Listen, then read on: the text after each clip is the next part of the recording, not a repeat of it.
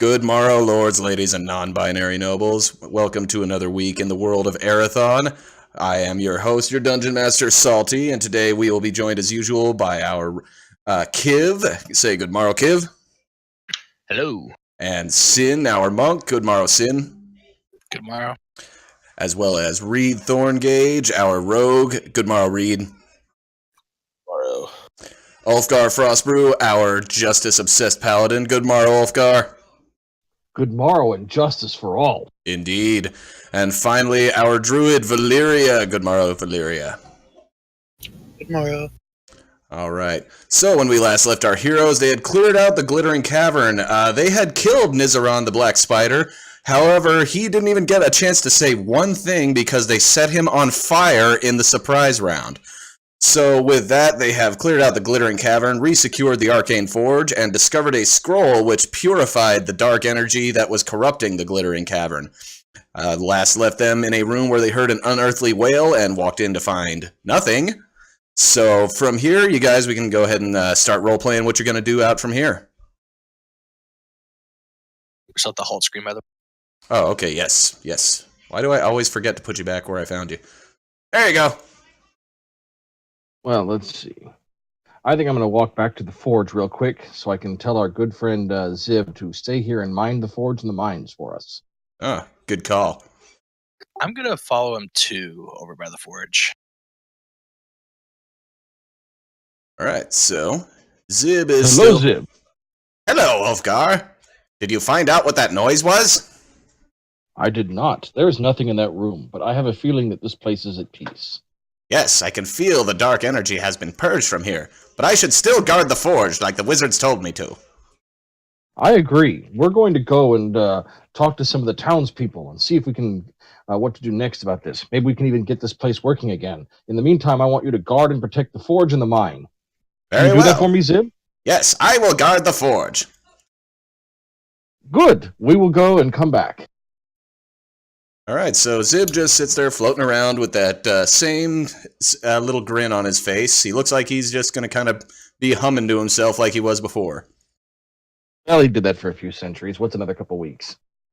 I'm gonna leave a couple of monistic like monk teachings on like books for him just to read. Oh, well, all right, yeah. He wants to learn more about stuff, so With his no hands to flip pages with. I mean, he Yeah, can. that's kind of the funny part. He's going to leave him books about the monkly order and hand-to-hand combat for a giant handless orb. He can use his eyes as arms. he's been using he's been reading the same he said 5 books for hundreds of years. Just been. No, I mean, it's still a generous move. I'm not criticizing your generosity. I just think it's funny. Hey, he can flail them tentacles about. May I investigate the room where the scream came from for residue or dust of that we may not have noticed that could have come from a creature that disintegrated or something? Absolutely, you can go ahead and investigate. Roll an investigation check on that. You do see that there's some sort of remnants, like a little bit of. I don't know if the word for it is ectoplasm, but you can see that there are the slight remains of what appeared to be a wraith. A wraith used to live here, from what you can tell. So that's possibly what you can infer that is possibly what made the unearthly wail when you read the scroll. But that's really all you can tell. Anything besides the humans or dwarves that used to live in this before the cave was abandoned, that it must have been a wraith residing in this room. It appears there was some kind of wraith that was causing the darkness that infected this cavern. Whatever that spell was, it appears to have purged it. I wonder how the spider got around with the wraith hanging around. Wraith, good. I'm glad we destroyed undead. They are not evil. They are evil and just need to be ruined. Do you think this is what's been corrupting the nearby lands?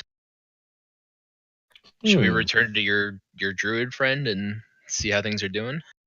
He did ask me to come here and purge that particular evil. I would be surprised if it was not somehow connected to the state of Beggar's Cross. Although there are probably still some other issues with Beggar's Cross that would have to be solved before the city could be, or the town could be, repopulated. You know, Raining maybe like a flames. 30-foot long dragon. I don't know. That might be a threat. That's a safe assessment, I would say. Hey, can I do a knowledge religion check to see if the getting rid of the wraith would logically, or I would know whether it would take care of the corruption in the area here? Yeah, go ahead and pull that check with your shitty intelligence score. No, it's knowledge religion. Holy shit! Remember, I'm a paladin. I'm a paladin. Remember, I'm stupid, but I'm knowledgeable about my faith. Fair enough. Yes, you can infer that based on the nature of the undead, wraiths are especially good at hanging on to any trace of dark energy and using it to spread corruption. From what you can tell, this wraith being cleared out of the cave would completely purge any other corruption that it was clinging on to. I say all that, but slightly stupider than he did. Yeah, also, you can infer from reading that scroll that perhaps this scroll was specifically a spell created to purge any kind of unclean, dark, undead energy in any area.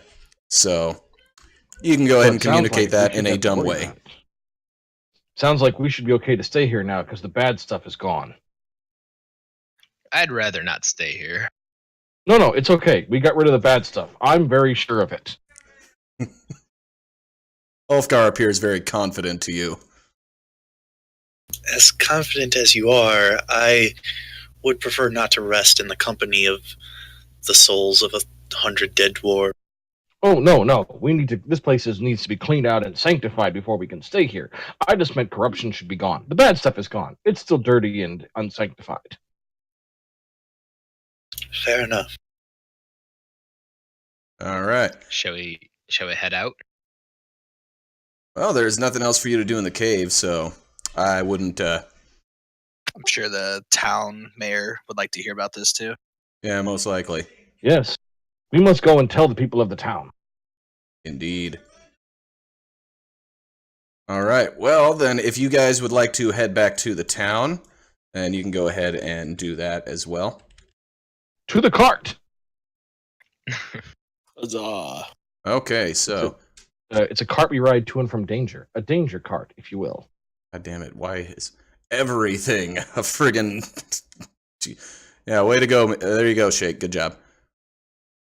Alright, so if you want to go back to town, if there's any business you want to take care of in town, but otherwise I can just kind of default you over to the Tipsy Juggler if you'd like. I forget. Was there a weapon shop here? There was a simple blacksmith there, yes. So he could make like simple weapons, but from what you could tell, he's kind of a jack of all trade blacksmith. So some of he can do like simple swords, daggers, stuff like that, and maybe some simple armor. But a lot of stuff he does is like pots, pans, shovels, whatever metallurgy needed by commoners.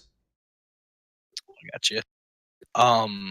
Do you think he would be able to get a sling? A sling? Just a basic sling. That's more of something a leather worker would make. Okay. Then we can forget about it for now. Alright, so do y'all want to go to the juggler, or is there something else in town you want to take care of?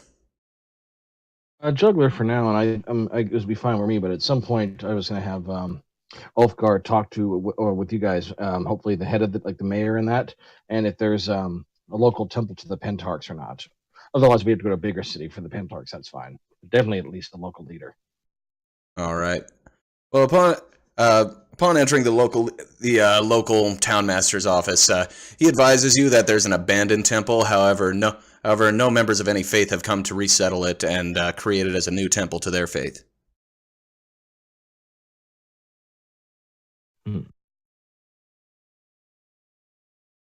So do with that information what you will. It cut out actually when you were talking on my end. Do you mind repeating that real quick? Yeah, the townmaster advises you that there's an abandoned temple in the town. However, no priests of any faith have come to reestablish the temple as a temple to their gods. What? But who looks out for the people? The people have to look out for themselves here. This is a recently reestablished town. No priests or holy men have cared to come and reestablish the old temple. Oh, this is unacceptable. I must go to the nearest town where there is a temple and make them aware of this. The people cannot be left alone in the world of danger. Well, I would appreciate it if you did it, but for now, we have no temple of any kind. Just the abandoned one. Most grievous. I did want to ask you, as the townmaster as well. I did want to ask you about the mines in the Glittering Caverns. Does anyone have a claim to them? As far as we had known, the mines were completely lost forever, but if anyone does have a claim to them, it would be Mognor Stonerender, the one who had recently rediscovered them. I'll have to go speak to Mognor immediately. Thank you.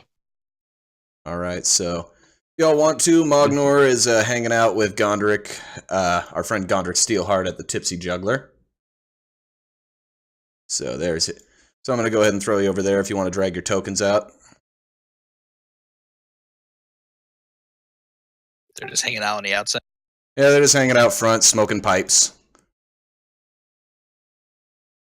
And talking of they're talking of the last time they had had their fill of bread and wine. Why the hell can't I come out? I don't know, man. There we go. Never mind. I was about to say, your family won't judge you if you come out. Yeah. Okay, there we go. I'm going to start putting nameplates on there for our viewers at, on Twitch Good and call. all that. Nameplates are awesome. Yes, indeed. All right, so you come outside and you see that Gondrick, Mognor, and Tobnik are all hanging out at the front together. Mognor and Tobnik have been reunited, however, they are saddened to hear of the death of their brother. But they are talking with each other, seemingly making plans for what to do from here. So, otherwise, Gondrick is just kind of, looks like he's hanging out with him, just, being security as he was hired to do in the first place. Good morrow, Gondrick. Good morrow, Ulfgar Stonerender. Or Ulfgar, excuse me, Ulfgar Frostbrew. You have to excuse me, I do get dwarves confused from time to time. But good morrow, it is good to see that you were able to find Mognor's brother and bring him back to safety, as well as purging the evil from the Glittering Cavern.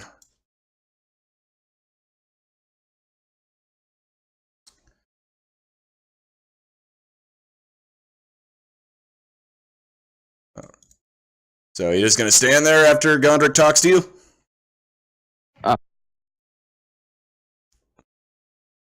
I came to ask you, what are your plans for the Glittering Caverns? Mognor steps up. Well, we'd worked so hard to find the cavern. It would be a shame for us to just not do anything with it. But we were thinking that we could start going back to the riches and possibly renting out the Arcane Forge to either blacksmiths or return it to the Archmagi Council. I had an idea. And what idea was that? Well, you would need someone to keep it secure and safe so it doesn't get invaded again. That's true. I, however, have been looking to bring justice and the might of the Pentarchs to this area. What if we work together and turn it into a stronghold for the Pentarchs? I can set up a Paladin Crusader order here, a branch eventually. They'll have me. You'll have protection, and then you can make them work the mines and create the weapons. We'll be partners. Mognor and Tobnik turn around and start whispering to each other in hushed whispers. It kind of sounds like pss, pss, pss, pss. Anyway, they turn back around. Wait. Oh, that wasn't a very good roll. If it was necessary. They turn around. We accept your deal, but provided that your holy men don't get in the way of our riches. We will figure out the details and work it together once I have holy men here. Very well. Gondrick steps up. Well, if you wouldn't mind, we're actually going to be heading back to Goldhearth. Ilmar Thunderstroke will still have to face his trial over in the city of Summervale. So we're going to be heading out in a day or two to go and to escort him back and take him to trial. If you wouldn't mind coming and escorting us and standing witness at his trial for his crimes, we would appreciate it if all of you could join us for that. I, of course, would be happy to see justice served. And what of the rest of you? Might as well. I've got nothing else going on.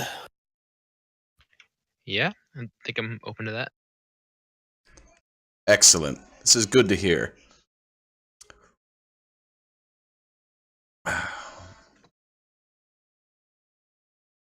So, well, then we're going to be heading out in about 2 days. If there's any other business you need to take care of in town, I suggest you do.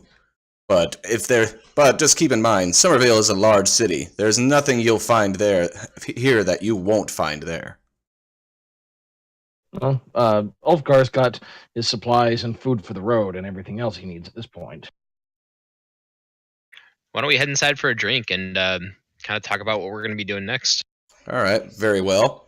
As you all head inside, before Ulfgar, who is bringing up the rear at this point, gets through the door, Gondrick kind of taps you by the shoulder and says, "Ulfgar, I would like to speak to you before you head inside." Okay. So suggestible. He says to you, "Ulfgar, you have shown that you truly do seem to care about the spread of justice throughout the land, and not just the king's justice, but the justice of law. Do you know who the Knights of Many Banners are?" No, I've not heard of the Knights of Many Banners. That's surprising. The Knights of Many Banners predate most kingdoms.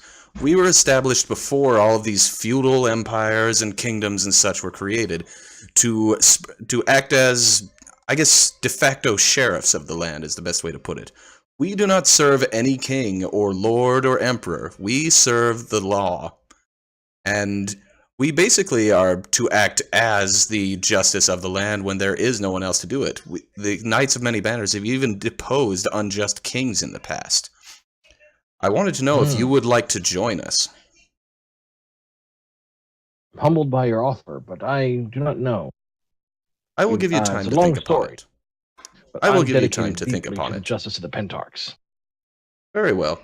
Keep in mind, we have many agents of the Pentarchs and other religions about this land. You would not have to forswear you would not have to forsake any oaths or anything like that you have taken. You would merely be acting as an agent of justice in an unjust place, such as you did for this town when you created law enforcement in it. Then in that case, I am humbled by your offer. I would like a couple. I will give you my answer by the time we arrive at Summervale. Is that fair? Very well. Take your time to think upon it and let me know. Okay. All right. Gondrick steps So are we off with Tobnik and Mognor. You guys are hanging out inside the bar right now. Yeah, so we're all just sitting like at a table. Yep. And does Ulfgar kind of like just saunter in behind us? Or? Yeah. Yeah, I guess sauntering would be what he does. Sauntering is a good enough word for it. Walking in. Not very, just looking straight ahead and going, "Hi, guys," and sitting down. Ready to drink. So, what was all that about? Oh, we were discussing whether or not what I wanted to do with my future as far as justice and service to the idea of law and order. And I'm assuming justice is the answer. Of course. The world is an unjust place and benefits from justice. It sounds like you said yes. I haven't said anything yet, but I do like justice, and I will always choose to enforce it when I can. I've been meaning to bring this up for a little bit too, but since we're all here and talking, might as well take the opportunity. I would kind of like to know your guys' motivations on why we're still, well, what are your guys' motivations? Like, my motivation, obviously, is to see the world that I missed out on for all these years. So, kind of wherever the wind takes me, I'm okay with. But I just kind of wanted to know what your guys' motivations are. Reed kind of leans forward. So, really, this is all just like one big fucking sightseeing adventure for you? Essentially. Wow. Wow. There's a lot to see. And nothing like sightseeing with a bunch of blood and guts, right? What It's are you the out world. to do then? Say what? What are you out to do then?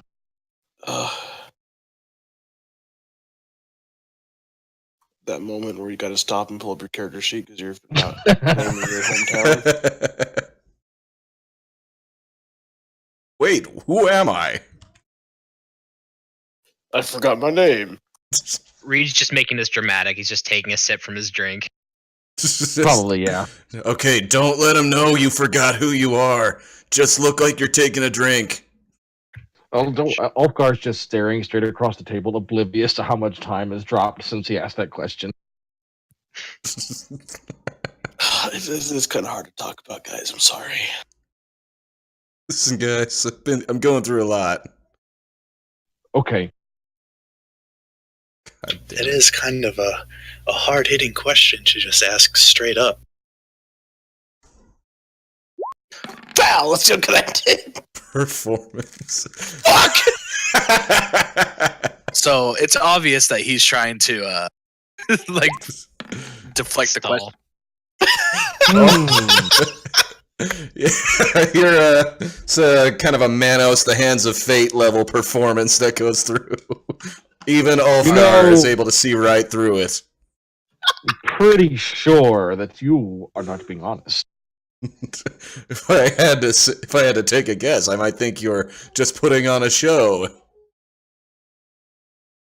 It's almost as if you're not being your normal self.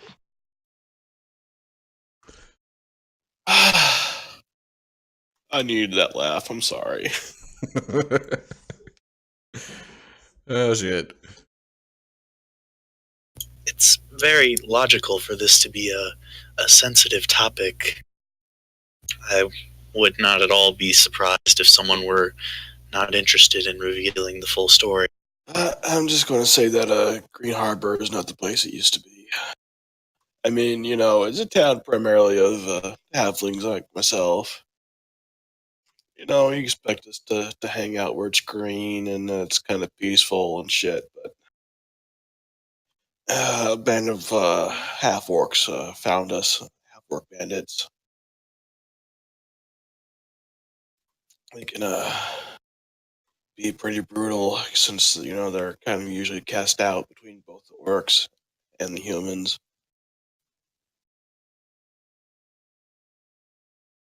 And I have been kind of trying to stay on the trail ever since. So you think being in a band would eventually lead you to them, or Well, you know, I'm sure they're roving around causing mayhem. The best way to hear their latest goings on is to move around myself.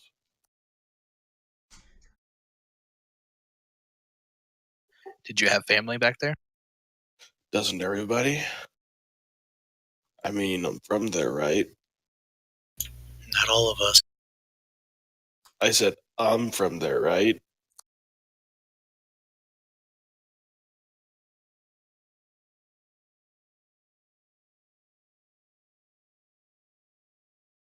Fucking give me some fucking ale.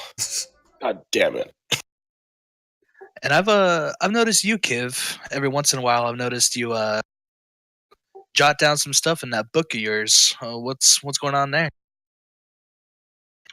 Yeah, so I figured while I'm on this little adventure, however long it lasts, I want to just kind of keep track of what's happening. And at first, I thought that was going to be kind of some boring nonsense while I was off on my own, kind of struggling to get by. But I paired up with you guys, and it's been fucking awesome. So I've just been kind of keeping track of how these fights are going, so that if I want to retell this in a tavern one day, we'll have the details.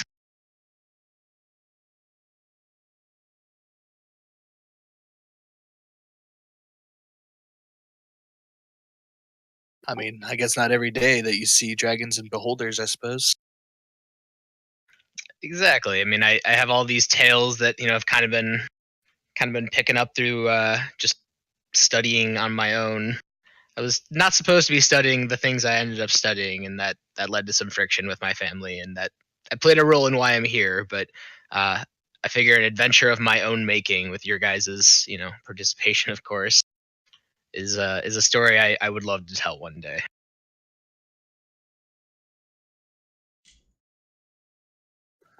And you mentioned the Pentatox, Ulfgar.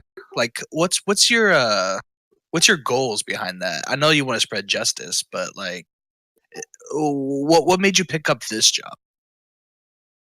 Uh, Well, let me take a drink. I'll tell you.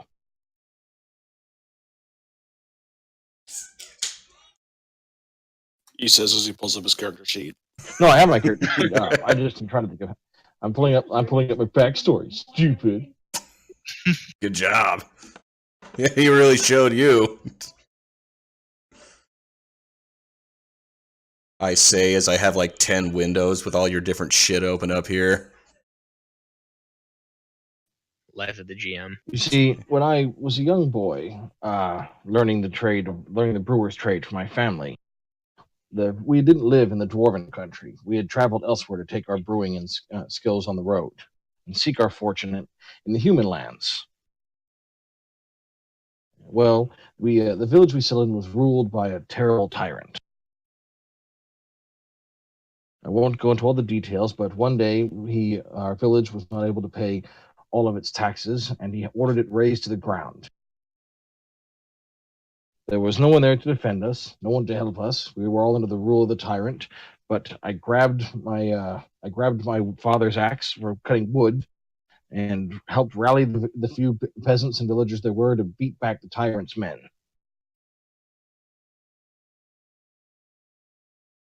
Does this tyrant have a name? We freed ourselves and fought him off, but I was branded an outlaw by the tyrant as a result. I left the town, not because of that, but our town was able to take care of itself and it had saved itself from the tyrant's grasp, and we arranged our defenses. But I swore that no one would ever, I would not allow injustice to continue. I truly believe it is the Pentarchs who saved me and protected me during the great and terrible battle against the tyrant, who has, as far as I know, sworn his revenge against me. And so now my goal is to bring the Pentarchs justice and light everywhere, to fight against evil and tyranny. Does this tyrant have a name? It does. And I wrote it What down is their name? here. And that name is. He's trying to think. I wrote it down over here. Ulfgar. Many years of justice since then.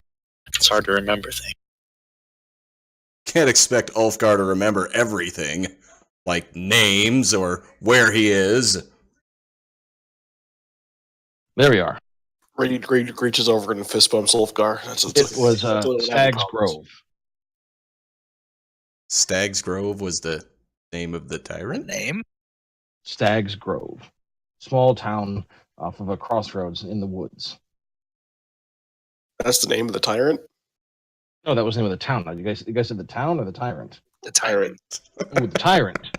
Sorry, I thought you meant the town. I don't know. T words. They're hard sometimes. Especially once he starts It drinking. was here we are. Lord Conrad the Nine Fingers. 9 Ew. fingers.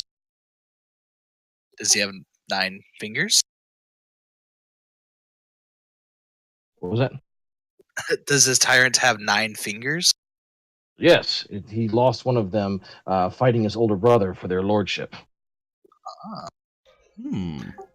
So did you just like pick up this job, this carrier job, just to keep people safe, or were you just happened to be by when he was bringing out the mission objective, or? I've been counting on the Pentarchs to guide my path. Something told me to come to this town and seek work and seek help. And then, of course, once I heard about Magnar Stonerender and someone that had been captured and needed help, well, it seemed perfectly sensible to keep going with it. And now here we are. And maybe I haven't really told you guys for too much of my background either. But as a young child, I was offered up to be an oracle of the city that I've come from. I don't know the name, as I was a child, and all I've done is lived inside the monastery. At the age of 17, they, as a kind of like a way of the monk, they sent me into the Underdark for a number of years. And I've lived in the Underdark for almost as long as I can remember. But I eventually decided to leave the Underdark and to see the world above. And that's where I'm at now. So my answer is yes. I am here just for the experience. So, what about being an oracle? I've foregone that. That's not what I want with my life. And so, are agents of the Underdark going to be coming after us because you decided to leave? If anything, it'd be agents of the monastery, not the Underdark. Well, okay, So, are they? basically, yes. I don't know. I just left the Basically.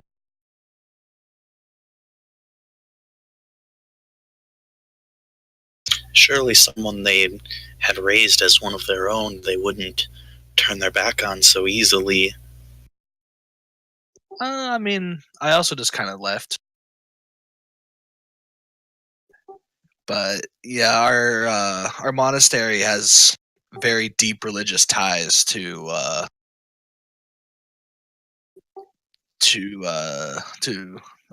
people known as the Old Ones.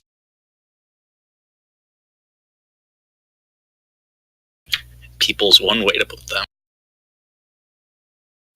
So What are these old ones? they are an existence beyond existence. They are the creators and also the destroyers. Like super evil though, right?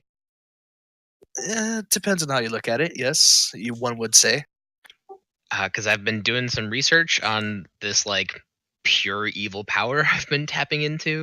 I don't know like what the entity was that gave it to me, but that is a name that has come up, and I just like it's granting me the ability apparently to just kind of throw around these tendrils of darkness as I see fit. I mean, do you see your tendrils as evil though? I mean, I think the intention you put into it matters a lot when you decide that, and I'm choosing to use this to fight evil, so I hope not, but I feel like it is inherently a What? yeah, like a dark energy of some sort, Roleplay. and I'm talking just pretty kind of good. like I feel like I'm waiting for the okay? catch at some Everything point. okay? You know, a favor is going to be asked or something, so I feel like we should talk about that at some point because you guys might get drawn into that. Reed starts to check out as people talk about magic. Talking about evil shit that might try to kill you, Reed. Pay attention here. Well, the Old you wanna roll Ones this? are known to be older than even the gods themselves, as the name suggests. So, whatever you may have tapped into, if it truly is one of the Old Ones, I would be very wary. And I don't really know how these things work yet. I'm pretty new to this, so for all I know, it was like an entry-level demon on his first job. It's all kind of the same to me because it was something clearly evil. That's about all I know about it. I understand. So, as Sin kind of looks over at Valeria, so what's your plans now? I've been kind of having my head down, sort of listening but deep in thought, pretty much since we started talking to the people outside. Quasi meditating almost. More just like thinking about the things that are happening. All right. I hear you spoke with the people that you knew outside of business that was not of my concern at this point. I must speak to my mentor about what has transpired and ensure that Beggar's Cross will be on its way to healing and becoming a natural place once more. But I've learned a surprising amount from this short travel we've had together. I do not know what to do with all of that yet. I do not really have a place to call my own to go back to. Beggar's Cross is the closest thing I have, but I wouldn't call it home. Well, I mean, we're about as ragtag as it gets, so you come along with us, you fit right in. Kids would kind of slap her on the shoulder and be like, if it makes you feel any better, I don't have a home anymore either. I appreciate the sentiment. I would just like to be intentional about my choices. I have a purpose, and in the back of my mind, I am always looking for something, a sort of variety of evil I don't know much about.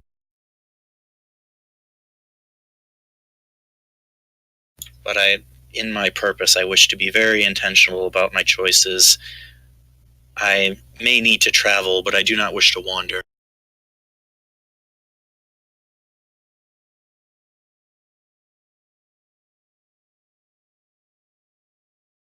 I think that's fair. It's good to have a plan.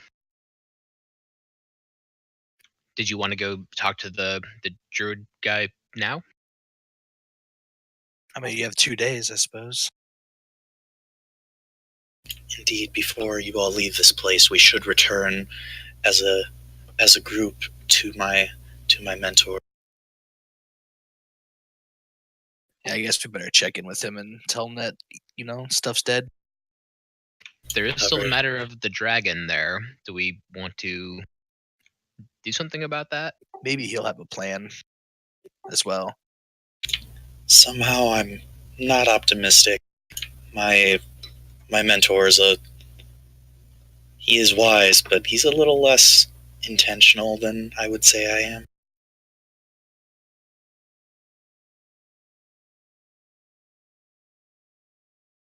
It does not hurt to ask.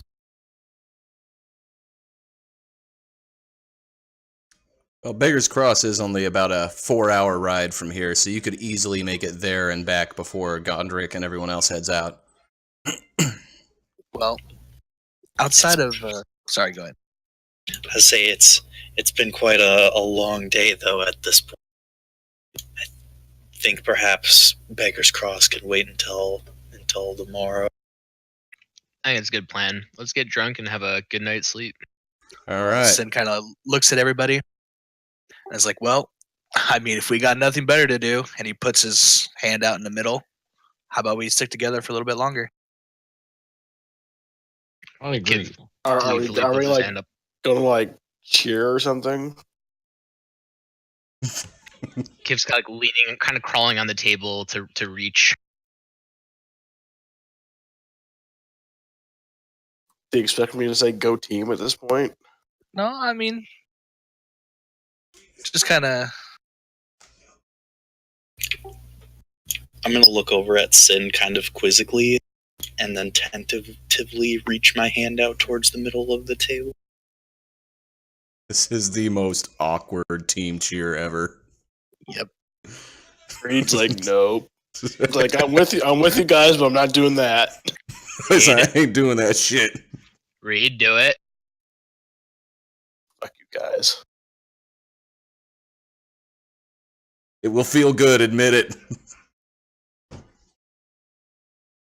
All right, well, if the cheer's not good, if the hands in thing ain't gonna go through, then yeah, y'all will spend the night getting drunk and making merry and partying, like you had just saved the day, which you kind of did. I'm not gonna partake in the excessive merriment. I will enjoy the first part and then retire to the room. I believe we rented a room, right? Yeah.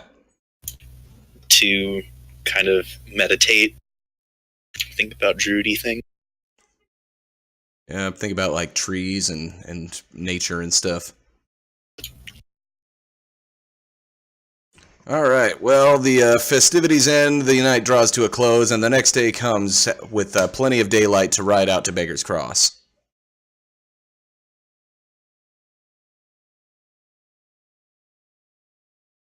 So do y'all want to head out there, or is there anything you want to take care of in town before you go to Beggar's Cross? I've got nothing else to take care of in town. All right. Yep, me neither. Okay. Let me see here. Okay, so you arrive in Beggar's Cross. Go ahead and drag your tokens out.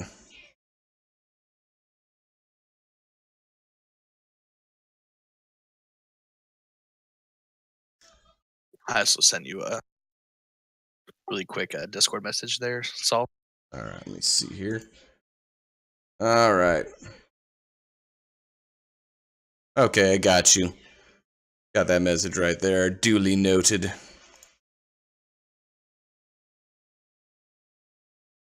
Okay, so let me see here. All right, Ulfgar, get your guy out. Oh yeah.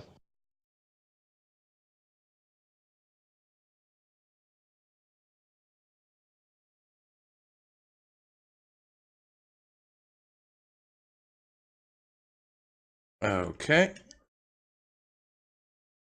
Let's see. There you are, Ulfgar. Good stuff. There I am. Yes, indeed. Yes. All right. So let's see. Okay, so we got all 5 of you. So you come back to Beggar's Cross, and from what you can see, I mean, the land isn't. It's not like you can just instantly tell whether or not land has been completely cleared, but you can see. But you can see that there's not as many twig blights as there used to be. Not as many gigantic spiders and stuff. If you'll recall, the druid's little house that he had set up was over here. So if you guys want to head back over to him, then you can. Or if you want to go and, do whatever you want. I want to go solo the dragon. Yeah, go solo the dragon. See how that works out for Yeah, you. you can go solo the dragon. We'll see how that works. Let us know how it worked out. And he comes back covered in the dragon's blood. I did it! Alright, so... Yep, walking through, you still... As last time, you were accosted by twig blights pretty much every time you moved. That's not happening here. There's no little evil stick creatures coming up to try and kill you. Oh man. I know, right? They don't get to make their cool little dying sounds. Man, this neighborhood's changed ever since Giuliani got in office. God damn it. Alright, so what y'all want to do? I guess I'm I calling can. the Ulfgar. rest of the group. We lost him. Yeah, of course.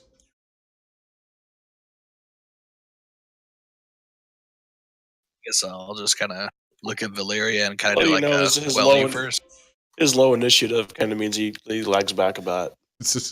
I'm just mostly waiting for you guys to decide what we're doing. That's why I haven't moved as quickly. I'm like, wait, where are we going or what are we doing?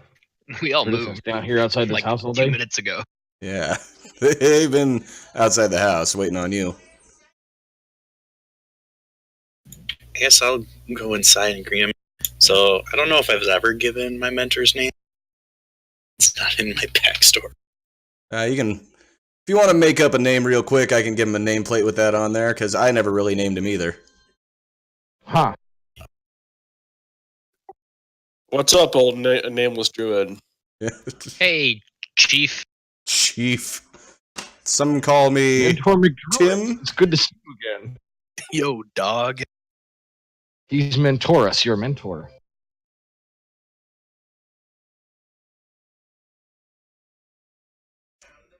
You find out the druid is in dog form. Kylus. There we Therefore go. you're His name is dog form. Kylus. There we go. like Kylo Ren. Kylus. Kylus Ron. Nice. Got him. Alright, so anyway, Kylus is sitting in his house, being druidy and stuff, when Valeria enters the door. Ah, welcome back, Valeria. Greetings, Kylus. I met up with that band of adventurers you told me to find, and we, as you may have felt, dealt with a creature deep within the mine. Yes, I can feel it. The land around here is feeling cleaner. Whatever was in there, it must have been corrupting this entire land, but just in the last day, there seems to be no more stink of evil. The twig blights have all gone. There are no giant spiders making their homes here, and even the well seems to be starting to fill up again. Whatever you had found in that cave, it was doing damage to this land for quite some time. The dragon still has not left, but at least whatever is corrupting the land itself is gone. Whatever it was, we purged it before we could get a good look at it with a spell we found on a scroll. But from what I could tell, it seemed like some sort of wraith creature. Wraith. Interesting. Must have been there for for a very long time for its corruption to spread so far out. Indeed. Well, whatever it was, it seems to be gone now. Well done, Valeria. And your friends, of course. Reed puts his head in. You're welcome. It was definitely a wise decision to send me in there with this capable adventuring. I'm not sure if I would have been able to handle it easily by myself. Indeed. And may I ask your friends, what brought you to that cave in the first place? We were hired by a dwarf that had rediscovered it, and he was attacked, so we were trying to help. Attacked? A band of 4 adventurers. It must have been some sort of fierce opponent for him to need that much protection. Oh, you know, undead, ghosts, all the good stuff. Undead ghosts. All under the direction of one guy called the Black Spider, but no, I mean, you would expect him to have been some sort of badass, but he really wasn't. Kind of disappointed, actually. He set on fire rather easily. I get it, okay? I didn't give enough hit points. Sue me, Jesus. God I assume it came pre-programmed in there. Yeah, that was how much HP the pre-made adventure gave him, but I mean, yeah, I figured, you know what, he's a caster, I shouldn't give him too much HP, that would make him too powerful, and I was wrong. Hey, I gotta go, I'll be right back. I gotta go use restroom. Alright, well, in the meantime, Kylus, you can see that Kylus, when you mention the name the Black Spider, his face kind of twists for a minute. He says, wait, the Black Spider? That is troubling. You know the name? Yes. The Black Spider is, well, he is a drow of great power and... was, I suppose. He was a drow of great power. Nizaron the Black Spider was very well known in some communities throughout the drow community. He had not always taken up the mantle of the Black Spider, but that was a more recent name he had adopted for himself. But some say that he had been teaming up with dark forces. You say he was a drow? Are you sure he wasn't a doppelganger? No, the Black Spider was a drow. Quite well-known one in his own right. He was known to associate with doppelgangers, but he himself was not one.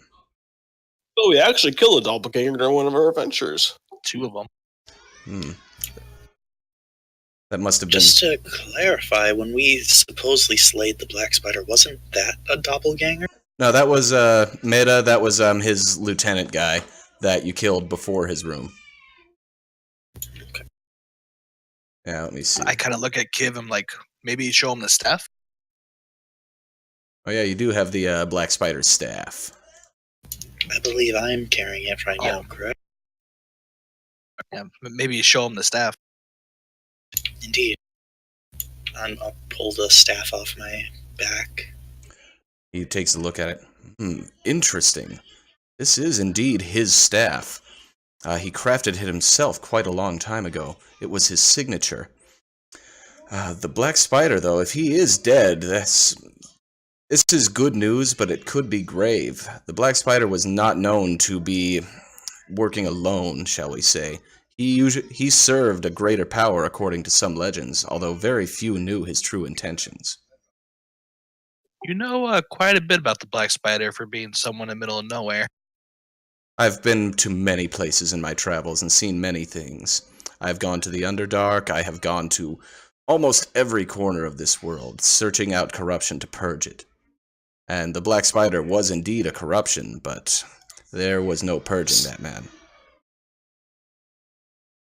In your travels, have you ever come across a dragon? Or maybe a monk? What?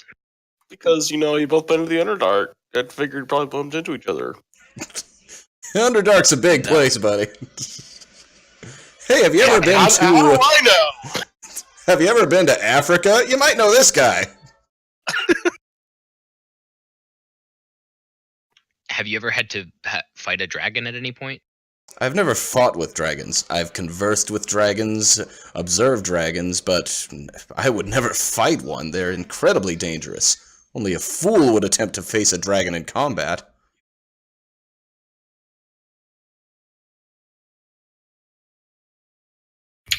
The dragon that plagues this place must be dealt with in some way before Beggar's Cross can truly heal and become the community that it once was.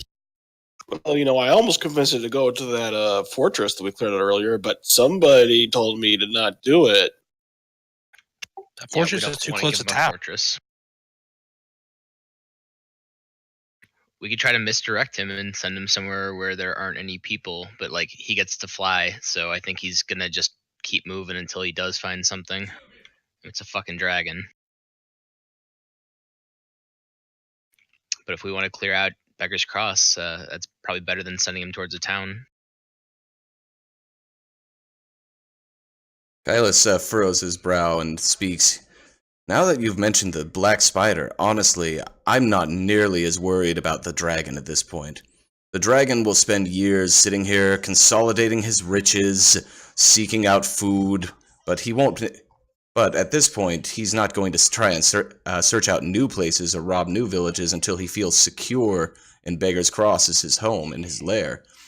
This will be years before the dragon truly becomes a danger to any surrounding communities. But the Black Spider, with his deaths, whoever he was serving will come seeking out his murderers.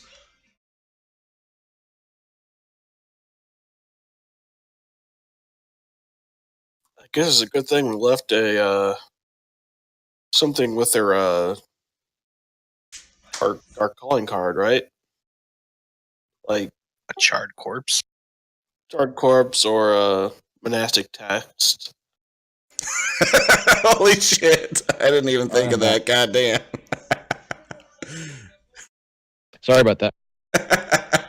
Whoops. I Oh don't. crap! What I miss? I do not know if monastic text could be traced to us specifically, but Did leave an awfully Sure. chatty and trusting beholder just kind of sitting around. What I missed? What happened? When they were talking to Kylus, he revealed that the Black Spider actually seems to. He was most likely serving somebody else. The Black Spider was kind of known for serving dark entities, but not being much more of a follower than a leader. So basically, he said that whoever the Black Spider was serving is probably going to be out there looking for what killed him. Well, that's not so bad. And then Reed kind of revealed that we kind of left a lot of calling cards behind. Left a couple of clues, like, a book about being a monk and shit, plus a chatty beholder. I understand, friends. We did kill the Black Spider. Were we not telling people that we killed the Black Spider? Because we killed the Black Spider. Right. We're talking about the one he serves, though. Do we not? But I mean, he's bad. We should kill him too. If he comes to find us, then we can kill him when he comes to us. It'll be even easier than killing the Black Spider. I mean, I hope he's equally flammable. if we cannot kill a dragon, then we cannot assume that we can kill any entity that might be set against us. We don't know who it would be or when they'd get here. I think we should get on with our lives and keep progressing. And then if someone catches up, we'll be more prepared at that time. Not to mention, if we secure the mines, as I've discussed with Magnar and them, we'll be able to defend ourselves and fight back when this Black Spider hire person comes to take and fight us. And then we can bring him to justice.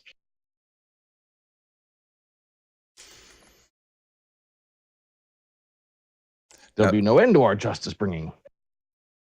Are you going to be able to do whatever your mine thing is if we're on the road? Well, I'm not doing anything yet. We have to go and speak to the temple to get... I'm not officially a member of the Paladin's Order yet. My hope was that I could offer my services and we could start working together with this mine. I wish to pledge myself to them with this as an offering.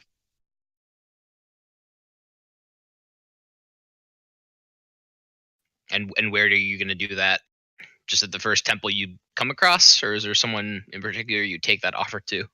Oh, the first temple I come across, I'll mention it. If they need to find someone else within the church to meet with me or discuss with me, they'll know what to do. Okay, At well, it least sounds that's like what I think. the town we're going to, if we join those other guys, we'll probably have a temple of some sort. It sounds like a large city. That's what I was thinking. But then again, I'm not always good at thinking.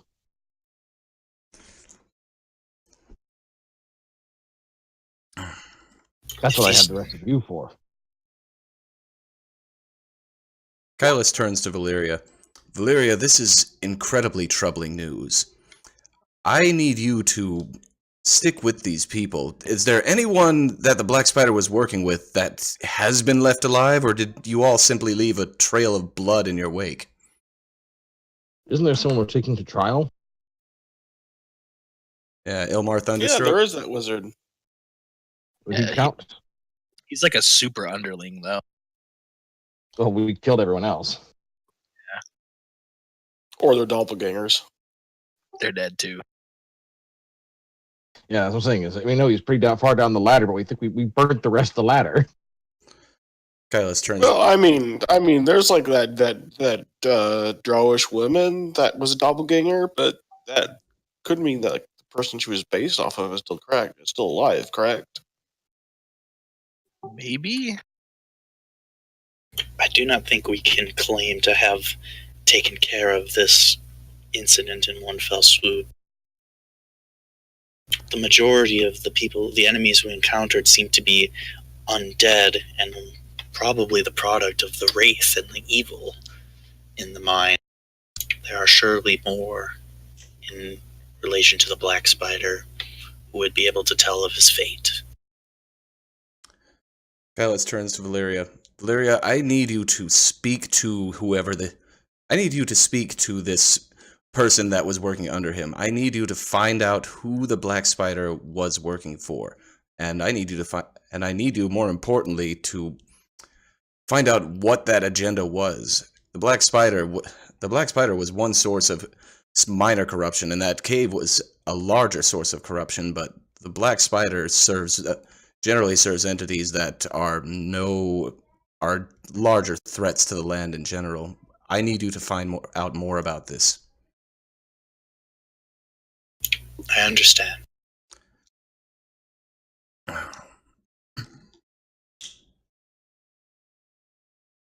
All right. Well, did y'all want to hang out with Nature Boy a little more? I don't have any. I guess I can ask him. What do you suppose do you think we should just leave this dragon for years to come, or do you think that we should clip it early, or what do you think? Because we can't just let it sit here and gain power. I will stay here, and I will attempt to communicate with the dragon and possibly find other routes to get it to leave. This is a much less of a threat that I might be able to handle alone, but the 5 of you face a far greater danger. I think we'll be able to return one day when we're a little bit more prepared to take on a dragon.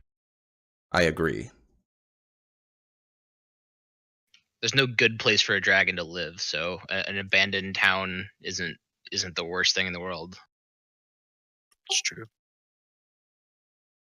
Well, when we go to bigger cities, we can find some dragon hunters and hire them to come take care of it too. No, I want to do it. No, me!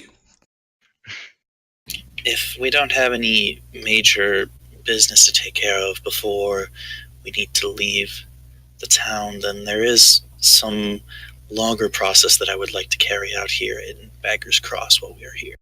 Well, we still have all of today, and then we leave tomorrow morning, right? Yes. What process did you want to do? And to assist with the healing of this land, I have a spell that a ritual that I could carry out, and it would take approximately 8 hours, but it would heal the plants and nature in this area. I think we should do that then. This place must be cleansed of its evil corruption. Is there a certain place in this area that you need to do this, or is this can be anywhere? I should probably stand in the center of the town if I want to have the greatest effect. Would you think you would gain the attention of the dragon doing this, or? I don't think he would care. The plants would be receiving vitality and growing, so over the course of 8 hours, I wouldn't be surprised if he noticed something was going on, but I do not know that he would feel threatened by it. I don't know if a dragon would really give a shit that some leaves are blooming.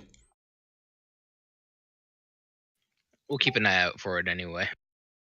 Yeah, we'll protect you during this ritual if you feel like it needs to be done.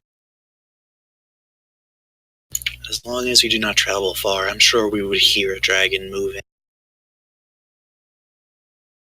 Okay, well, lead the way.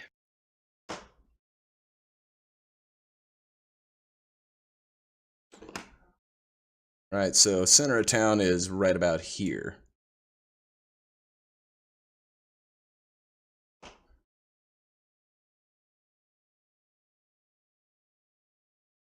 There's the description of what happens if I cast the spell over 8 hours. Oh, okay. It's a level 3 spell called Plant Growth. Okay, all plants in a half-mile radius centered on a point within range come enriched. Oh, for 1 year. Yeah, so I'll go ahead and let you go ahead and cast this for the 8-hour ritual. Then, yeah, that will actually speed up the purging of the fetid, like the remaining, leftover energy from the corruption, and start getting this village back on the right track to being uncorrupted and healthy again. Is there any twig blights that decide to come attack us during this? No. No twig blights. You don't get to break the stick! I want to break the stick. God damn it. Right, so as the 8 hours pass, you all begin, you can't help but notice how a lot of these dead trees, like this one and this one, seem to be budding with new life, having new greenery growing over them. The patches of dead grass seem to be going away. Even the spider webs that were covering the trees seem to be kind of falling off and becoming part of the grass to fertilize it. By the time the ritual is done, this village looks a lot healthier, like, hey, it might be habitable for humans. Or, any other humanoid-type creatures. Wonderful. Maybe we can have settlers come here as well after we get the mines going again. And after we take care of the dragon. Yes, of course. Both. Dragon mines running, dragon slain. Maybe this can be settled. We can trade with the town.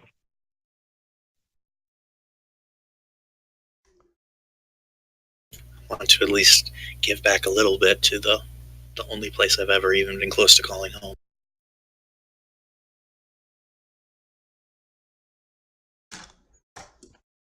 Alright, well, if there's nothing else you guys wanted to do, did you want to stick around in the village, or did you want to head out to town to get going into, Summervale for the next day? Yeah, I think so. Yeah, we gotta go question the mage dude about who the spider is. Oh yeah, you do need to talk to old Ilmar Thunderstroke. So Alright, so let's head back to town. we should probably go talk to his captors right now. Alright.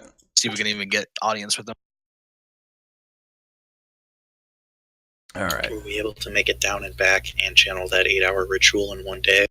Yeah, that's only about a 2-hour ride over to Beggar's Cross. It's a pretty close-by village. So it's been in total about 14 hours, so you don't have a lot of daylight left, but it's still been the same day. Or, no, it's been 12 hours, yeah. 12. There's 2 there, 2 back, and the 8. So yeah, I've gone ahead and put you back so you can talk to Gondrick if you want. He's the one who's got Ilmar Thunderstroke being held captive. He's his jailer at this point.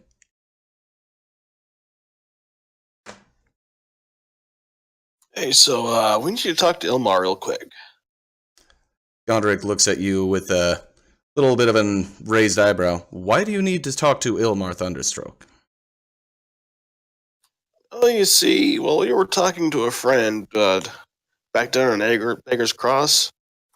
We have reason to believe he has more information about the Black Spider. I'm sorry, Black Spider friends. wasn't working alone. I'm sorry, friends. That is troubling news to know if the Black Spider was serving someone else, but unfortunately, due to the law of the land, I cannot simply let anyone question a prisoner. He must be taken back to Summervale and held in a tribunal at the Temple of the Pentarchs per the law of Summervale. I'm afraid, Oh, unless you yeah. were a constable of the land, that we cannot allow you to interrogate him. Aren't we, though, because we restored law and justice to this town? By this town's law, you are constables of the land. However, Ilmar Thunderstroke falls under the jurisdiction of the Knights of Many Banners. By our law specifically, we cannot have anyone who is not a member of either the Knights or of the Temple of the Pentarchs question him. This is the moment when you guys see what looks like a candle appear over Ulfgar's head, and someone is frustratingly trying to light a lighter, and it keeps sparking and sparking and sparking, and then eventually it flickers and actually catches fire. Oh, Wait a minute.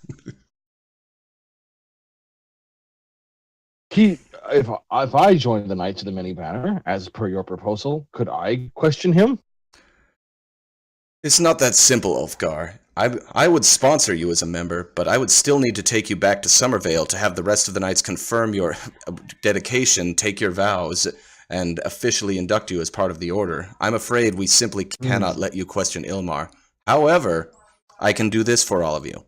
When we take him to the Tribunal of the Pentarchs, I will allow you to question him there once the clergy has finished their interrogation of him, before they decide to convict him for sentencing. Very good. Would that be acceptable? Sanity left in him. Oh, I assure you he has sanity left in him. He has a lot of fight left in him as well.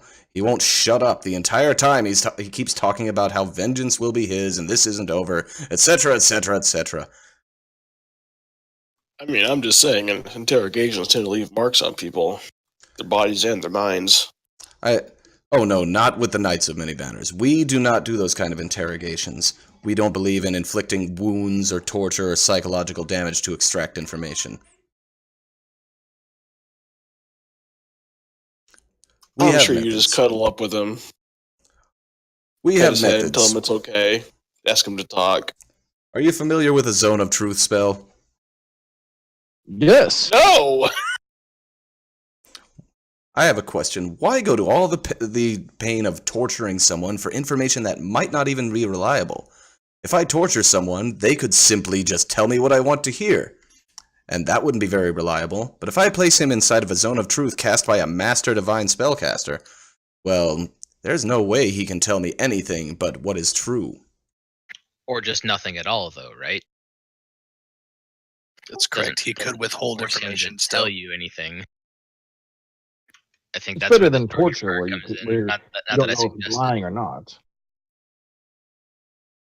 I assure you, once you see everything happen, you will understand that our methods are far more effective than any physical harm. Reed grumbles and puts away the thumbscrews. Damn it. Really wanted to torture that guy. Okay, well, we just need to know he's being kept safe. Where is he? Currently, he's being kept in the town master's office under guard of no less than 4 men.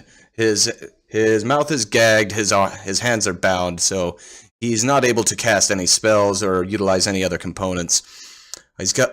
But the 4 heavily armed men are basically the sheriffs that were sort of put in charge. I know Ulfgar was kind enough to provide weapons, and the town master has been attempting to divert funds to pay some sheriffs. A few men have volunteered, and almost all of them are generally keeping Ilmar Thunderstroke under close watch.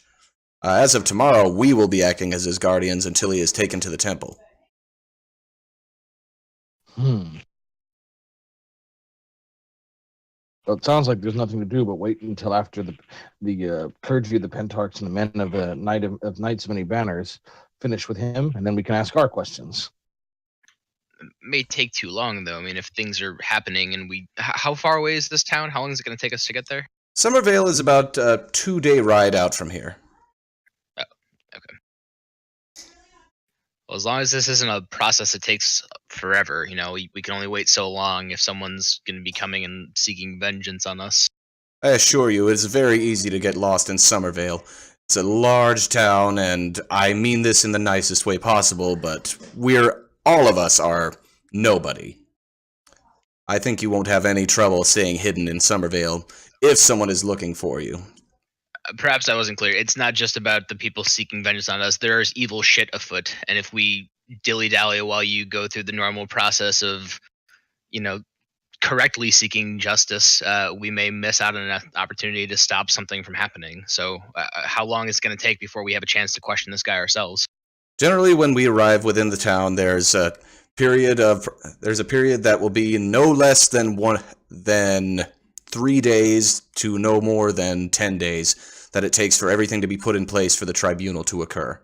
You keep in mind, this is unusual. Betrayal within our ranks is not normally known, so the right things need to be put in place, the right people need to be put in charge. Reed starts to feign disinterest and kind of starts wandering off. And should he leave sight and no one call him out, he's going to try to go into hiding. All right. Yeah, Kiv doesn't care. He's joining the conversation. Yeah, Gondrik's kind of just like, okay, whatever. He's still continuing to talk to everybody else. Okay. Fuck! That's with me and my rolls. Everyone notices. He just stumbles into the trough. I'm like, well, shit. You Where did Reed go? You put your hands over your eyes and think that nobody can see you, and it totally tricks Ulfgar. Reed is gone, friends. Where did he go? Jesus Christ.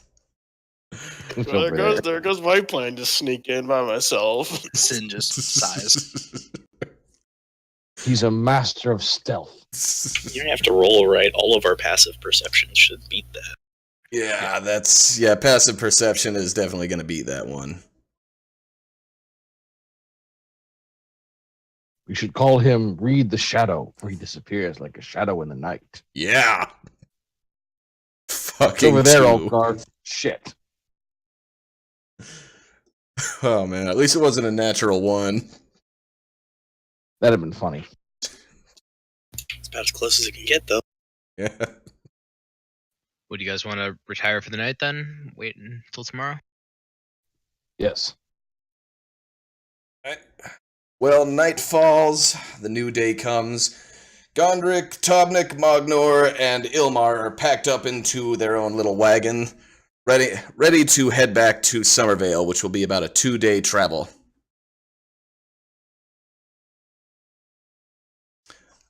So, we can go ahead and kind of notionalize the travel to Summervale unless there's something y'all want to do along the way, but, basically beyond traveling, there's not going to be a whole lot to do. Oh, okay. Meditating. Kiv's going to be just kind of playing music and chatting the entire time. He's got a lute, a flute, and some drums, so he'll just be kind of mixing those up to make time pass a little easier. All right. Got the master DJ here. Entertaining the troops. All right, so you arrive into town, and Gondrik thanks you very much for your escort. My friends, I will take Mr. Thunderstroke here to the temple. He's going to be held captive in the by the Knights of Many Banners, and in 1 week's time we should have him ready for his tribunal. Until that time, of course, you are free to go about town, but if you'd like to question him, and of course if you'd like to bear witness and on our behalf and let us know personally of the misdeeds you have seen him commit, we would greatly appreciate you being at the tribunal in 1 week at the Temple of the Pentarchs. Would you guys be able to offer us a place of stay? Absolutely. There's an inn nearby called the Manticore's Tail. I will see to it that our budget puts you up in a nice room there. Much appreciated. And is there going to be a certain marking of a messenger that'll tell us, who? How will we know the messenger is from you? I will personally come to speak to you when the time has come. All right, perfect. Anywhere in town you would suggest we check out? Well, there are many things to do in town. Kiv, of course, you could stop by the College of the Bards. There's practically anything you would like to purchase is available in Summervale. Great magical items, wonders, even the more mundane items. There are shows to take in. This is a large city. I'm sure all of you will find something you would like to do. Do you have a coliseum? Indeed, we do have a coliseum here.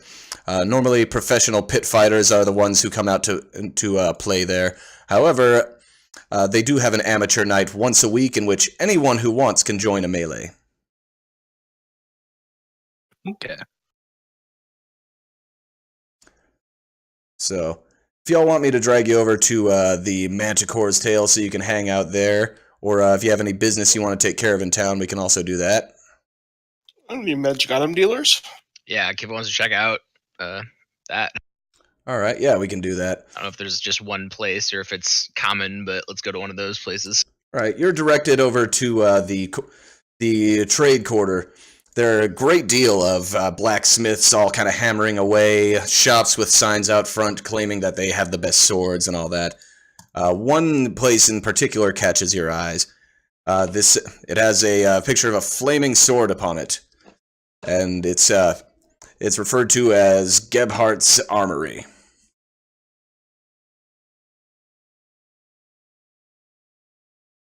Now this I've got to see. That name inspires confidence. Yeah, I bet it does. Alright, so you go into Gebhardt's Armory, and you see a simple-looking man standing behind the counter, just kind of, looking at all the blades that he has, placing them up on the shelves very carefully. When he turns around and notices you walking in. Oh, good morrow, friends! My name is Gebhardt. How may I help you? Tell me, good sir, are you a boyer as well? Indeed, we have the finest weapons in all the land. Bows, slings, arrows, swords, shields, axes, morning stars. If there's a weapon, we have it. If it's magical, we have that too. You have all magical items? Not all of them, but we can either fabricate it ourselves or find someone who does. We have quite a lot of connections here. If we had hypothetically, if we had a dwarf that was just always last in battle and we wanted him to have a better chance at that, do you have any items that would do that, maybe? Wow. Hypothetically. That is interesting. Tell me, is this hypothetical dwarf somewhat slow-witted? No, he's among the smartest I know. Interesting. Let me take a look and see here. He opens up a large book and begins thumbing through it. So you say this hypothetical person seems to be kind of last to know when the battle is about to take place. Is that correct? Yes, you could say that. Would you say that it's physically he is hindered, such as his ability to rush to battle, or that it's more of a mental problem with him? I don't know. I don't know why he's always last at battle. He just is, hypothetically. Your friend has some real problems, it sounds like. He sure does. You're much better off guard, but you might be able to understand this a little bit. Do you have any idea why he might be last at battle? While we're talking about it, you might be able to use such an item. I don't know why he might be last at battle. Bring justice a little quicker.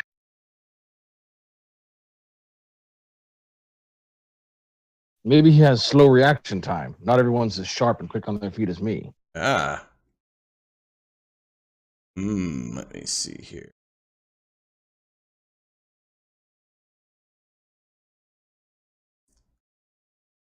He begins looking through his ledgers, trying to find something that could possibly help you out. Ah, here it is! He finally finds something. He opens a page. We may have one of these in stock. One moment, please. He steps to the back. After a few moments, he comes back with what appears to be some sort of helm, like a leather helm in his hands. What? Behold, the helm of alacrity. This is a very special helm. It makes someone a bit more brisk and ready to go, feeling as if perhaps maybe their entire body is just slightly more reactive and nimble. This could possibly help your friend that is, shall we say, a bit slower on the draw when it comes to combat. I love it, but what does alacrity mean? Alacrity means a kind of a readiness and a nimbleness. This is a truly wondrous item. I assure you, it's not something that just anyone could purchase, however. But if you are interested... What do you think? Do you like it? Well, he said not anyone can purchase it, so thank you anyway. Wait. He doesn't mean we can't buy it. How much is this thing? Well, this is quite a lot of work went into this, quite a lot of enchantments. So I would have to say that I would not be willing to part with this for any less than 4,000 gold pieces. Damn. I see. Ulfgar, we don't have 4,000 gold pieces, do we? Let me, I think we've been splitting the gold as we get it. Yeah. All of us together probably doesn't even come to 2,000. No, yeah. I definitely don't have 4,000 gold pieces. According to my binder of knowledge, by which I mean the notes that Ulfgar has kept with his inventory, because he definitely can't remember this shit on his own. Ulfgar's our quartermaster. I don't know. This is a great idea. As long as it gets written down, he can't forget it. That's the paper's job to remember it then. Yeah. That's true. Let's see. By my estimated calculations, even if we all pooled all of our resources together and none of you have spent anything, we still would be about 2,000 gold pieces short, yes. And I don't think we would all want to spend all of our money on like one item for one person. So that's right. Your slow, stupid friend isn't even here. Exactly. We don't even need it. Well, very well. I'm sorry that we couldn't come to a better deal on it, but if there are any other items of great interest you would look for, then I assure you we can find something, or I can point you in the right direction. I'm sorry, your stupid friend won't get his helms in. Are you going to be okay? My name's Kiv, but yeah, I'll be fine. God damn you. Oh, right, you're Kiv. Son of a bitch. Uh-huh. Moving on. Do you have a list of things we could look at? Well, I have this incredibly large ledger here, but this is a directory of every single item I have or one of my contacts have, and you'll forgive me if I don't want people just having access to my complete inventory. Oh, very well. You see, I'm the group scout, I guess you could say, and I'm actually looking for a new short bow. Ah, a short bow, you say? Let me take a look. I've got quite a few. We've got quite a few in here. Let me take a look at what I have. Are you looking for anything in particular, or is there or do you just want to see any of the enchantments that I have right now?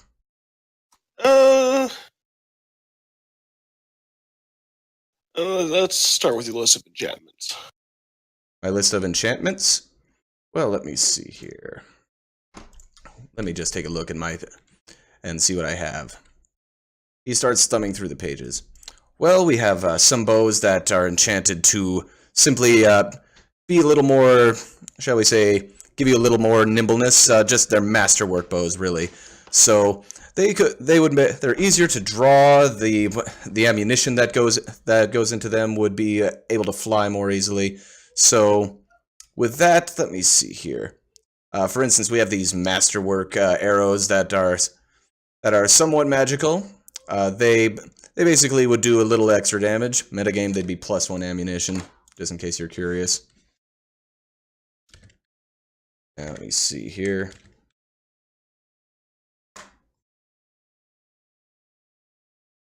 Otherwise, I'm pulling up excuse me for stalling here, I'm kind of pulling up a list of magical items. That's okay, we didn't do the same thing like an hour and a half ago. Yeah, so let me see here. Alright. One thing we have here is the angelic bow. Now, this is a bow made from a truly rare wood. It's made from trees that grow near a well of celestial energy, and these are the same weapons that some believe to be wielded by angels. Now, what you can do is this bow has charges that has 3 charges per day, where you can use this bow to enchant your arrows with fire, lightning, or radiance. I'm going to guess that's worth like 2,000 gold. Yes, indeed. It's quite a magnificent bow. But if you're looking for something with, shall we say, a little more modest price range, I can go ahead and take a look at what I have here.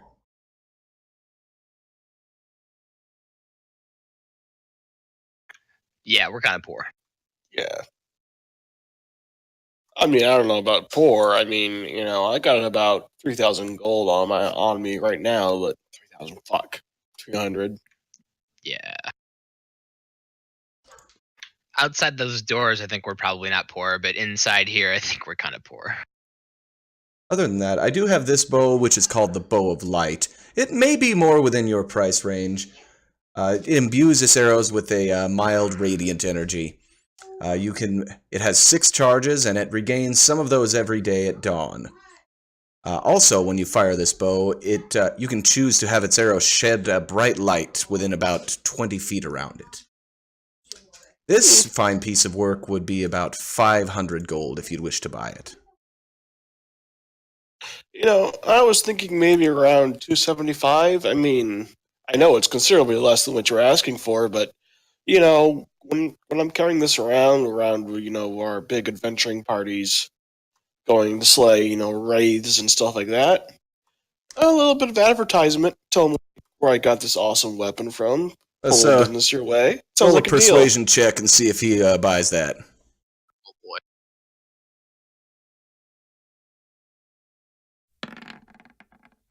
Fucking A! What's with my dice? Holy shit. He thinks for a moment.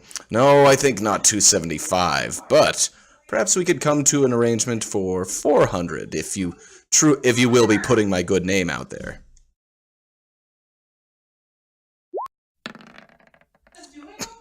Ulfgar, are you going to try and persuade him? 400 is far too low. We intend to go everywhere and talk to everyone. Everyone will hear about you. We cleared out a mine and fought out enemies. We're already making a name for ourselves. Surely you can help us out, some up-and-comers. It's like an investment. He ponders for a while. Your dwarf friend does seem to make a persuasive argument.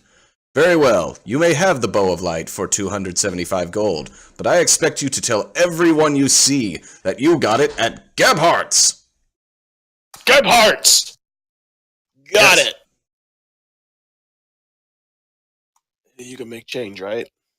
He starts to pour out like all his 400 copper pieces and 289 silver pieces and shit like that. Yes, of course, we have many denominations of coin here at Gebhardt's. I could easily make change for you. I'll go ahead and throw, there you go. So, this is a short bow that you're getting, and here's the actual enchantments for it in the chat box if you're going to be checking that out. So, yeah, it does extra d6 of radiant damage that you can use. Let me see. Yeah, 6 charges. It gets a d4 plus 2 charges every day at dawn. And you can also choose to make it shed light in a 20-foot radius. That is not going to cost you a charge, though. You can do that anytime.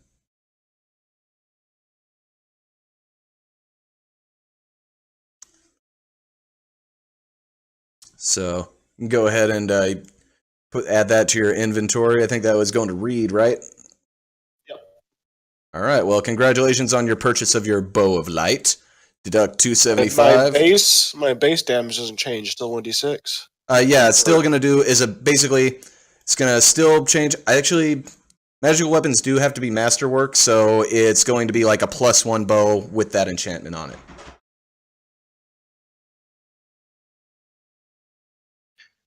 Do you happen to have any items that would just make my spells a little bit more likely to hit? Something for spell accuracy. I could possibly take a look at that. Let's see, Kiv, is charisma your spellcasting trait? Yeah.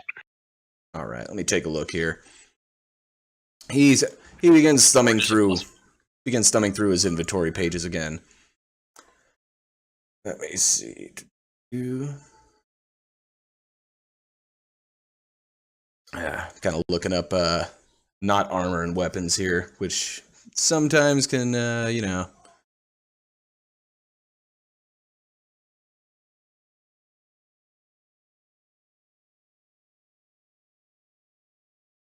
All right, let's see here. Bag of tricks. Kind of looking up wondrous items here. Please keep in mind my poorness, Yeah, of course. my financial situation, if you will.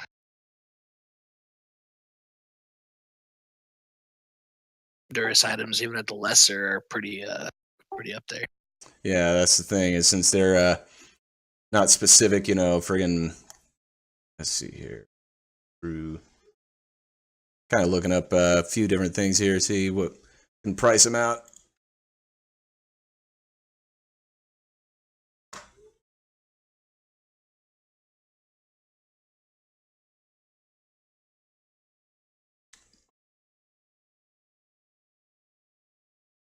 He looks about and he says, "Aha, here we are." He finds an amulet that's sitting behind the counter. Now, while we normally don't keep a whole lot of just magical items, we seem to specialize in weapons. We do have this that somebody traded in for a while. It seems it's called the Glibtongue amulet. What it allows you to do is seemingly speak a lot better, carry yourself more charismatically, get your attention drawn to yourself. I'd say anyone who wears this, if they rely on a performance to cast spells, then perhaps this might be able to boost their performance and keep eyes drawn to them a little more. This I would be willing to let go for about 300 gold pieces.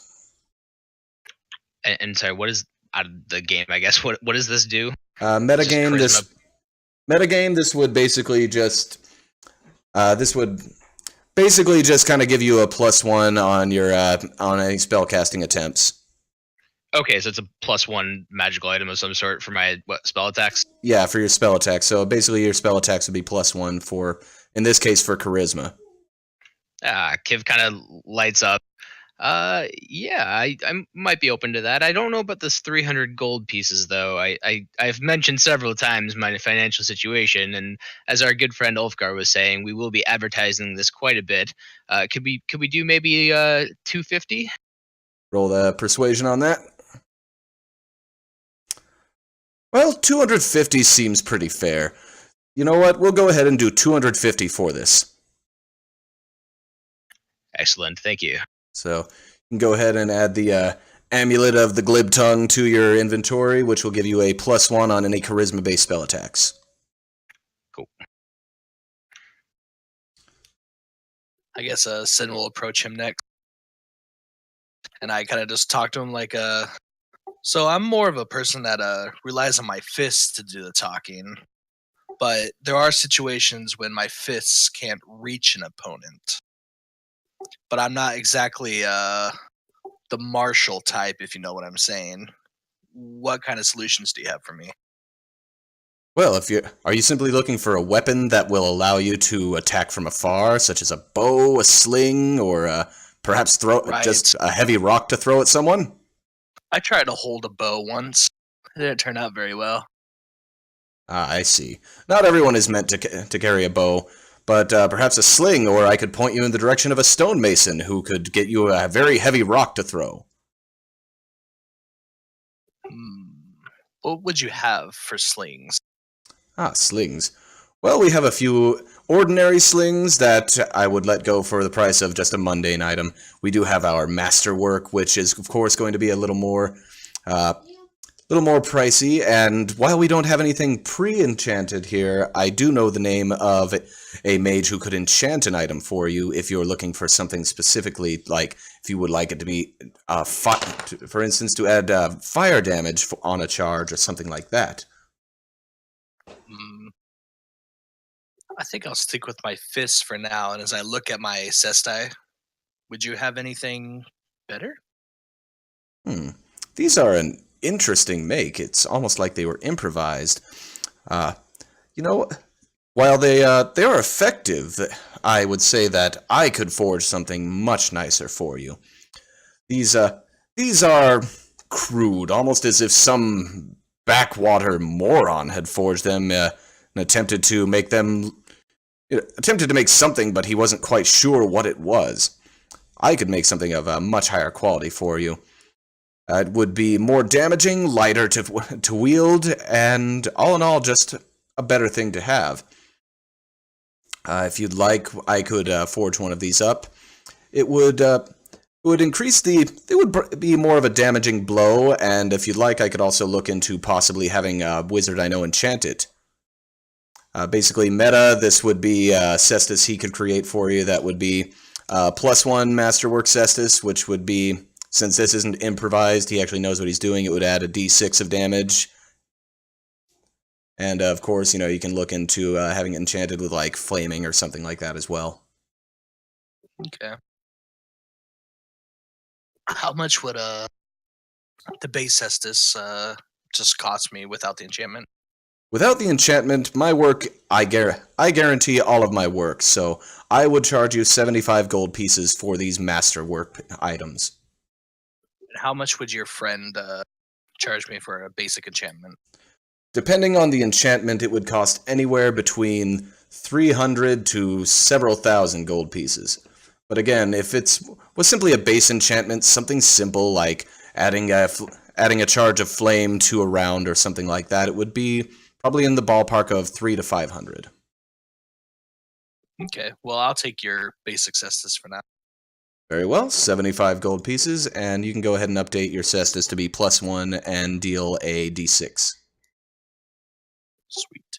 So +1 means I get a +1 to attack. Is that correct? Yes, +1 to attack, and also +1 to damage.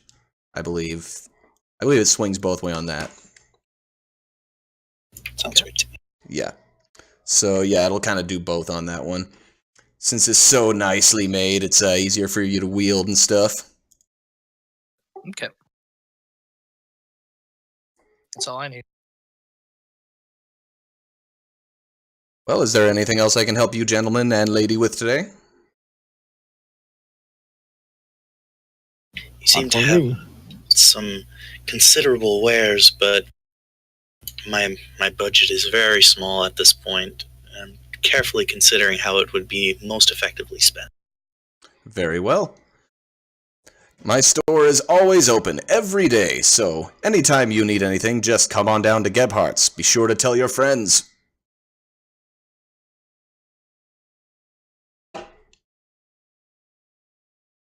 So how do you make something +1 in this sheet really quick? On this sheet, you would basically do so. It says melee weapon attack, plus dex, and then you would just add that extra 1 right here in the parentheses next to dex. I think there's a way to do it. Isn't there a modifiers box? That's what I'm playing right now. 'Cause I want to. I don't have to like add this onto every single spell of mine.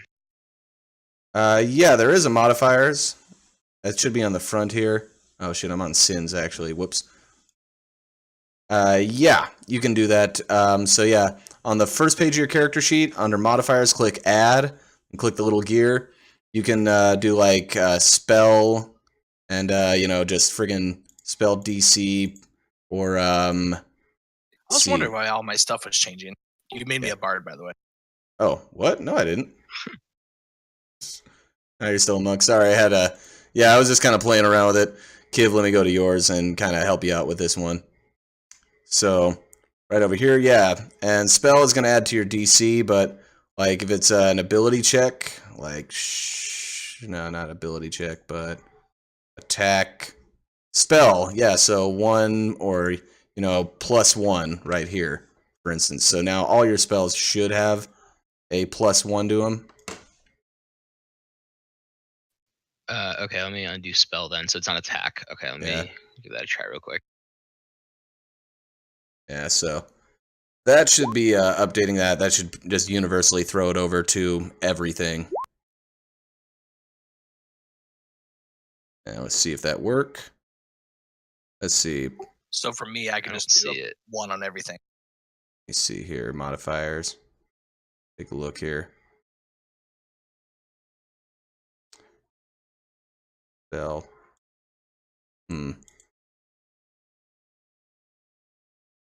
Oh, okay, because that was a die roll, but you see here. Charisma +1. Try that now.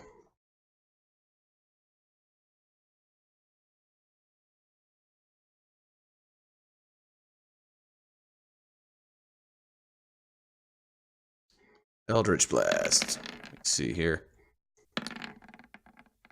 Okay, so yeah, spell attack modifier. So let me go ahead and just change up that spell attack modifier to not have your charisma added in twice, but then you should be good to go.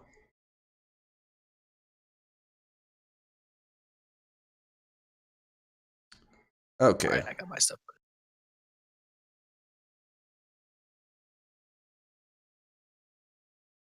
Okay.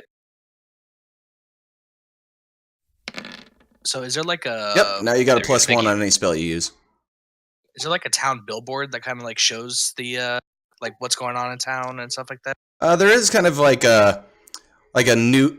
It's kind of like a billboard. I forget what a good word for it would be, but it's basically kind of like where the town crier's decrees and stuff are posted up for those to read if they're literate. So you Would can I go. know what day the Coliseum lets the people do brawls? The day is on the 3rd day of the week, so that would be today is the 2nd. So the Coliseum would have the brawls for the amateurs going on tomorrow. Okay. So Sin is gonna keep a mental note of that because he would like to participate. All right. So, is there anything else y'all want? Any lock picking tournaments? A lock picking tournament? No, there's nothing like that there. That's funny. There does appear to be. B&E Classic. What was that? I said the B&E Classic. Yeah, breaking and entering. Hey, illegal guys, come here and commit your crimes. This is it's not the police, promise. Welcome to the 43rd Annual Larceny Cup.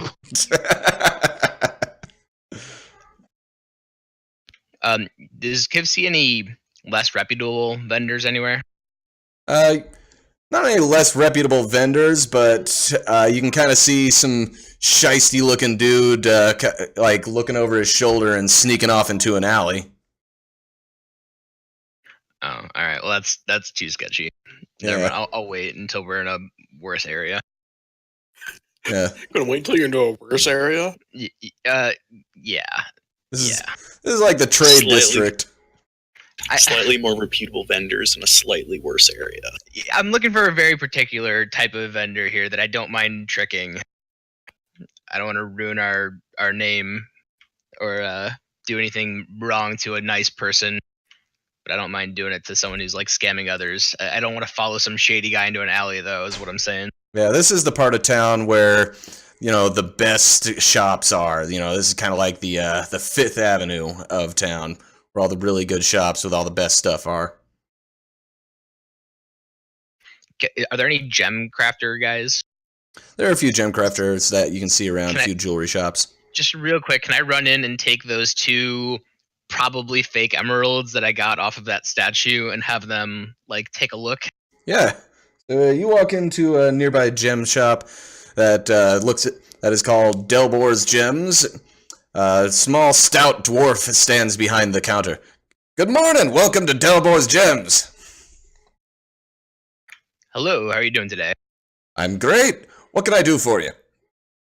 I have these 2 totally real emeralds that I'd like you to just take a look at and please verify, because my friend was telling me it was fake, and I don't trust his judgment when it comes to these fine matters. Let me see pull out here. the emeralds. He takes the emeralds from you and, let's see. He just puts on one of those cool little loopy things, like the little, things for looking at diamonds and stuff. And he looks at it, he just scoffs and throws one of them back to you. Get this out of here, this is glass, you idiot! But they had a really cool statue, and they had emerald-looking things in them. Why would they put fake ones in there? Probably because emeralds are expensive, and they'd already spent so much on the statue. Fair point. Okay, well, thank you for your time, and I'll just shuffle out. Does Kiv look pretty like disheveled coming out of the room? What's wrong, Kiv? He wanted those to be real so bad. I at least had to have them appraised, and it turns out they are fake. But I don't know. I might be able to talk my way into selling them for something after all. We'll see. In a totally legit way. Yeah. Yeah, in a totally legit way. Oh, Yeah. good. I was afraid for a second there. You meant you were going to do something dishonest. I'm glad you said you're not. I believe you. It's kind of like, how murder is a bad thing, killing someone is a bad thing, but if it's a bad person you're doing it to, then it's like two opposites make a right or something. I don't know exactly how it works, but it makes it okay. So I'm planning on finding someone who has some coin, but is kind of a jerk or an evil person, and selling it to them. Ah, well, that's okay then. Deplete the financial resources of the evil people, like 200 gold at a time. Very good. All Anyway, right. we can move on. All right. Well, as the days go by, is there anything else y'all wanted to do? Like maybe like spend the week training or something like that? Kind of like an off-time I wanna activity? join the Coliseum. All right. Sin wants to participate in that Coliseum battle. And Kib will go with him whenever he's doing that. All right. When you arrive at the Coliseum, the person there looks you up and down. Can I help you? Well, I heard word on the street is that you have a place for people that like to use their fists. We do host an amateur melee once a week. Of course, you need to register first, not just walk in, not when we're doing it. And how does one register? Well, of course, you would speak with me, pay the 5 gold entry fee, and then you'll be placed on the roster for the next week. If we pay 6 gold, can he get on the roster for this week? No, you can pay 6 gold and give me extra if you'd like. No deal. Very well. Then if you'd like to register, it will be 5 gold to place you on the roster for the next week.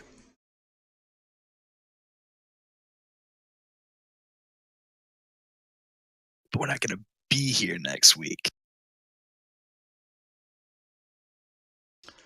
Well, then I'm sorry, but the man who owns the Coliseum and tells me how to do my job said that I can't do that.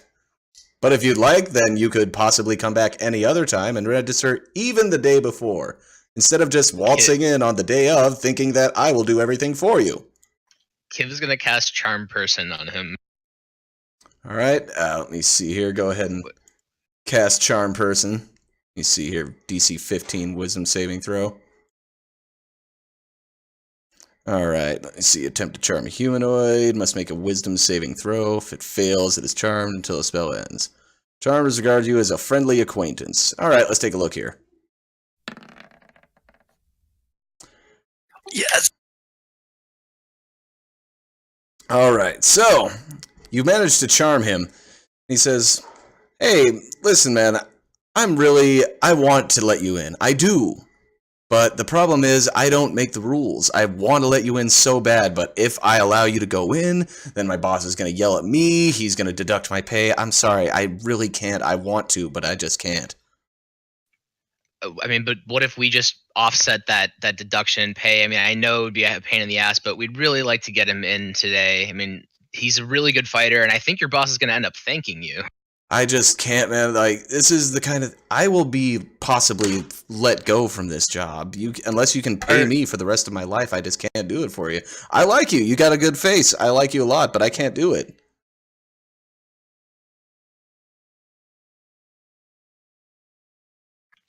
All right, when does he have to register for next week? Sin, do you want to do this, or should we go on?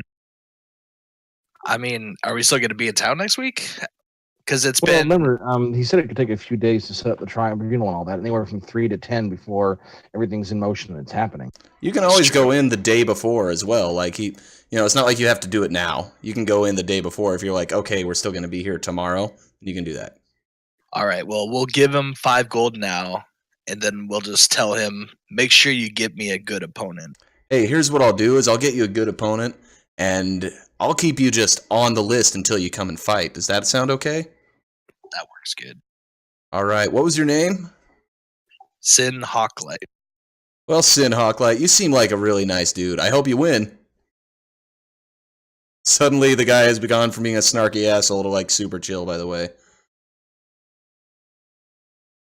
Much appreciated, friend. He smiles and waves goodbye to you. All right. So, you know what I'm waiting for. Yeah. And Reed's probably going to hit the archery range and work out his new bow. Get a feel for it. All right. After a few days, when you're hanging out in the morning at the Manticore's tail, Gondrick steps in and tells you, "Friends, the tribunal will be today. If you'd like to accompany me to the temple, then we can start heading out. It's going to start in a few hours." Oh, sorry, Wow. real quick. During that time, is there any way Kiv could be like performing at taverns and trying to earn coin? Yeah, absolutely. Yeah, let me go ahead and do a quick check on that to see how much you make from performing at taverns. Let me see here. I'm going to go ahead and say that... 6 copper coins. 6 copper. 6 6 motherfucking copper. Yeah, hey, it's better than nothing, Hey. right? Hey, I'll this go is ahead the and... ritzy part of town. There ain't no copper here. I'll Did go he ahead play and say... Freebird? 'Cause that should be a modifier. what's that? I said, did he play Freebird? Because that should be a modifier. That should be a modifier. Tell you what, it's been 5 days, and I'll say that you could be doing a D6 gold per day earning that. So we'll go ahead and roll 5d6 and determine how much you made performing at the taverns. Okay. So you made 16 gold. You had a couple crappy days, 1 really good one, and 2 okay ones. Excellent. Thanks. No problem. All right, so everyone ready to head out to the Temple of the Pentarchs? Dang. Sure. Sure. All right. Go ahead and drag your pieces on here. When you step into the Temple of the Pentarchs, you see large pieces of white stone have been carved out. It's a pretty ornate temple. There's columns over here and a big pool over here. The high priest of the temple is standing over here on the north end of this space, while Ilmar Thunderstroke, bound, is standing on the southern end. Mognor and Tobnik are standing to the left and right of Gondrick Steelheart, who is standing directly behind Ilmar. When you enter in the room, Gondrick notices you and says, "Thank you for coming today, friends. They're about to begin. The high priest over there is named Karsus Sunshaft. He will be the one who will be interrogating and sentencing Ilmar today."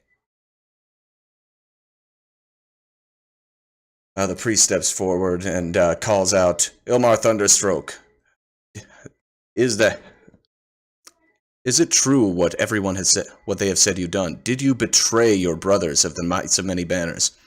Ilmar looks He's at gonna him. lean over to Gondrick and be like, "Did you guys cast Zone of Protection yet, or Zone of Truth yet?" "Not yet. Once the actual questioning begins, we will give him a chance to be honest and answer some questions first before we throw him into a zone of truth to see how deep his dishonesty goes." Okay. Ilmar looks at him with a sneer. "I betrayed no one. I merely looked out for myself." "Very well," says Karsus. He waves his staff about, and suddenly he's obviously cast some kind of spell, but unless you want to do an Arcana check, you won't know which one. Yeah, I'd like to. All right, go ahead and do your Arcana check. Wow, yeah, so you definitely know. All right, so it appears he's cast Zone of Truth, and from what you can tell, he's a pretty powerful spellcaster. So it would be hard for anyone to actually... It would be pretty hard for anyone to, shall we say, resist it. And not only that, from what you can tell, he's modified it quite a bit. So anyone who's under the influence, he would not only not be able to lie, but also not be able to make a lie of omission. Like, it wouldn't be able to stay silent in this case if it wanted to avoid telling a lie. Ah, that's an interesting twist. Yeah, so lies of omission also would not work with this variation that's been cast by Karsus. And from what you can tell, he's a pretty powerful spellcaster. Ah, clever, clever. Now, Ilmar Thunderstroke, he says with a booming voice, is it true that you were responsible for murdering citizens of the town of Gold Hearth and feeding them to a Nothic? Ilmar strains, looking like he can't possibly take it anymore, but veins on his head are busting out. Yes, it was me! And Karsus glowers at him. Ilmar Thunderstroke, who did you serve? The Black Spider, Nezanar. And Ilmar, were you responsible for hiring brigands to bring those townfolk into your dungeon to feed them to this creature? Yes, I was, he sneers at him. This is all the court needs to hear. Your sentencing will be held tomorrow. I don't think it looks very good for you. In an agreement, we have decided to also allow others to bear witness to your heinous crimes and to question you as well. Would those who are questioning him please step forward? So, that's kind of y'all's clue if you want to go up and start interrogating him.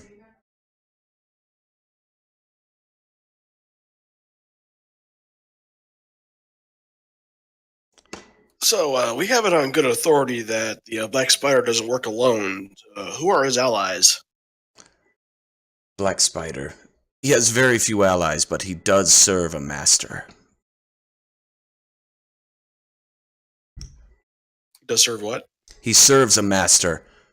And who is his master? His master is one far more powerful than you. Master's name is Bakob. And who is Bakob? Bakob was a necromancer, a powerful spellcaster, who has been long thought dead. Where does he reside now? I don't know, but I do know that the Black Spider was serving him. Bakob must have offered him something incredible. What did Bakob want you and the Black Spider to do? What were your orders he gave? I do not know what the Black Spider's orders were, but it involved using that cave to create weapons and to shield and to use the corruption in that cave to shield anyone from knowing that they might be there. How long would it take Bakob to find out that Black Spider is dead and send agents for retribution? Oh, Bakob probably knows by now. He is very powerful. He knows much more than we give him credit for. But how long before he could retaliate? Do you know, or where or how far away help was if he needed it? He most likely keeps agents nearby, but Bakob plays the long game. He prefers to take his time and ensure that his strike will be extremely accurate and devastating.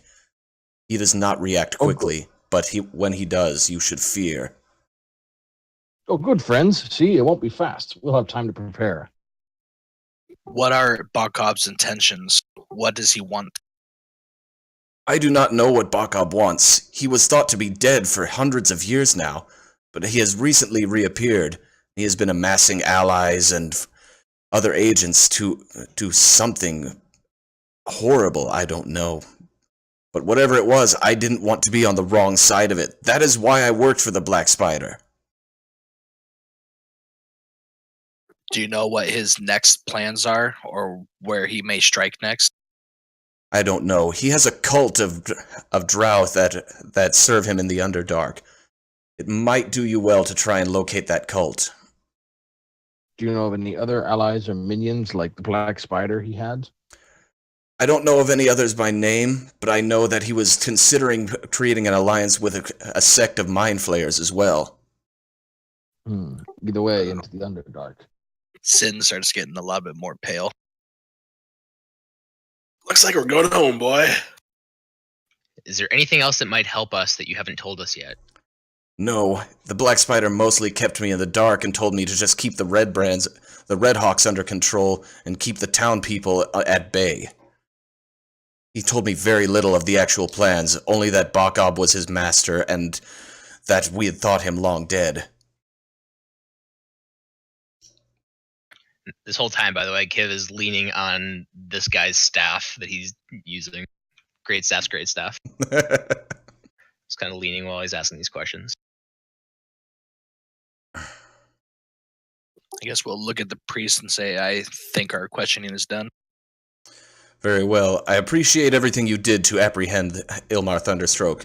Rest assured, your deeds will be remembered. May the Pentarchs bless you.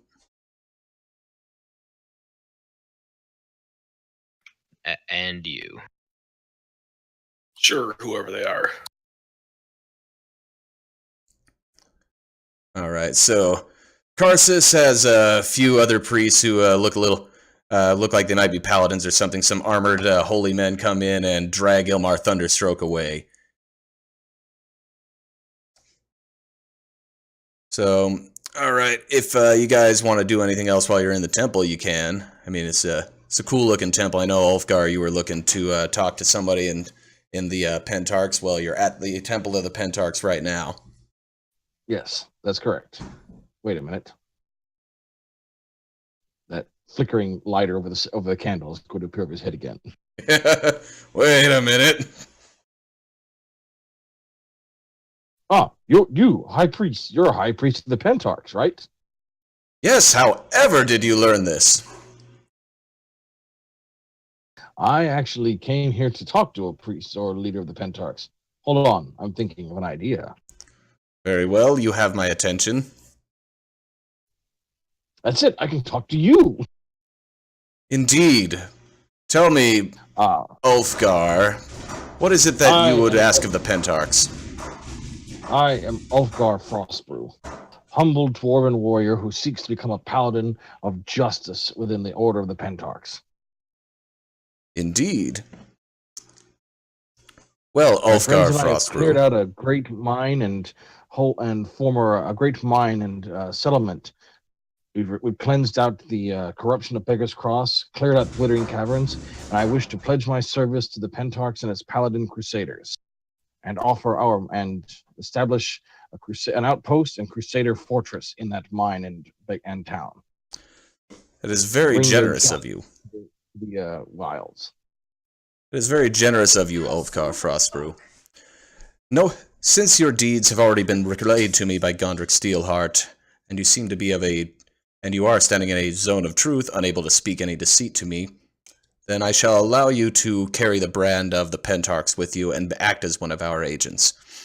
We will send some out to look at the mine and see if it is worth keeping to the temple, but we appreciate your generosity. Welcome to the Pentarchs Paladins Order. Just know that if you ever should tarnish our name or anything like that, consequences will be severe. I will be a paragon of justice. Thank you. Alright, so, Ulfgar, you've already been a paladin, but now it's like official. So there you go, you're all... My vow. Yeah, Or oath, or whatever. Yeah, you already... Wise. I didn't actually write up an oath, so we can go ahead and handle that another time. But... yeah. Yeah, Congratulations, Ulfgar. Yeah, so... Good job, everyone. Hooray. So, yeah. How many days until Coliseum battle? 2 days. Okay. All right. Do you think we can hang out in town for 2 days? Talking to the group?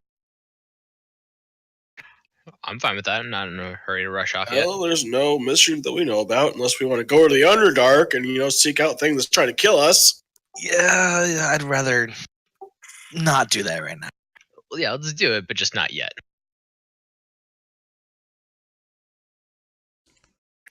Does anyone have anything else they need to do? At the moment, I wasn't sure if we were going to be wrapping it up soon or not, so I wasn't going to get too sidetracked. We will be shortly, but there's got a little bit more time. So are y'all going to head back to the inn for now? Yeah, I guess so. All right. Well, you turn in to go to bed for the night, as usual. However, when you wake up, you find yourself in an unfamiliar place. Seems to be a cell with some beds there and a table in the corner. But this is not the room you woke up in. You can go ahead and drag your tokens down. Oh, shiznit. And what the fuck? So tokens on each bed. Yeah, if you want to put it on the bed, that's where you're going to wake up at. So yeah, you wake up. This is not the room you woke up that you went to sleep in. It's a windowless room, and there's it's basically paved out of stone, cobblestone floor. There's stones on the walls and a stone ceiling.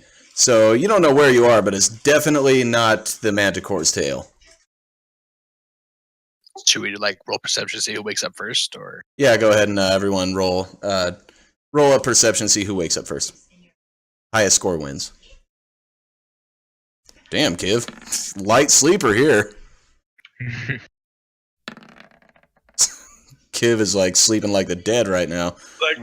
My Reed's my dice aren't going to work today, so whatever. Dude, Reed's hard luck. Not now, Mom. He was enjoying his nice fluffy bed, and then suddenly he was on this piece of shit. Yeah. It's actually quite a nice bed.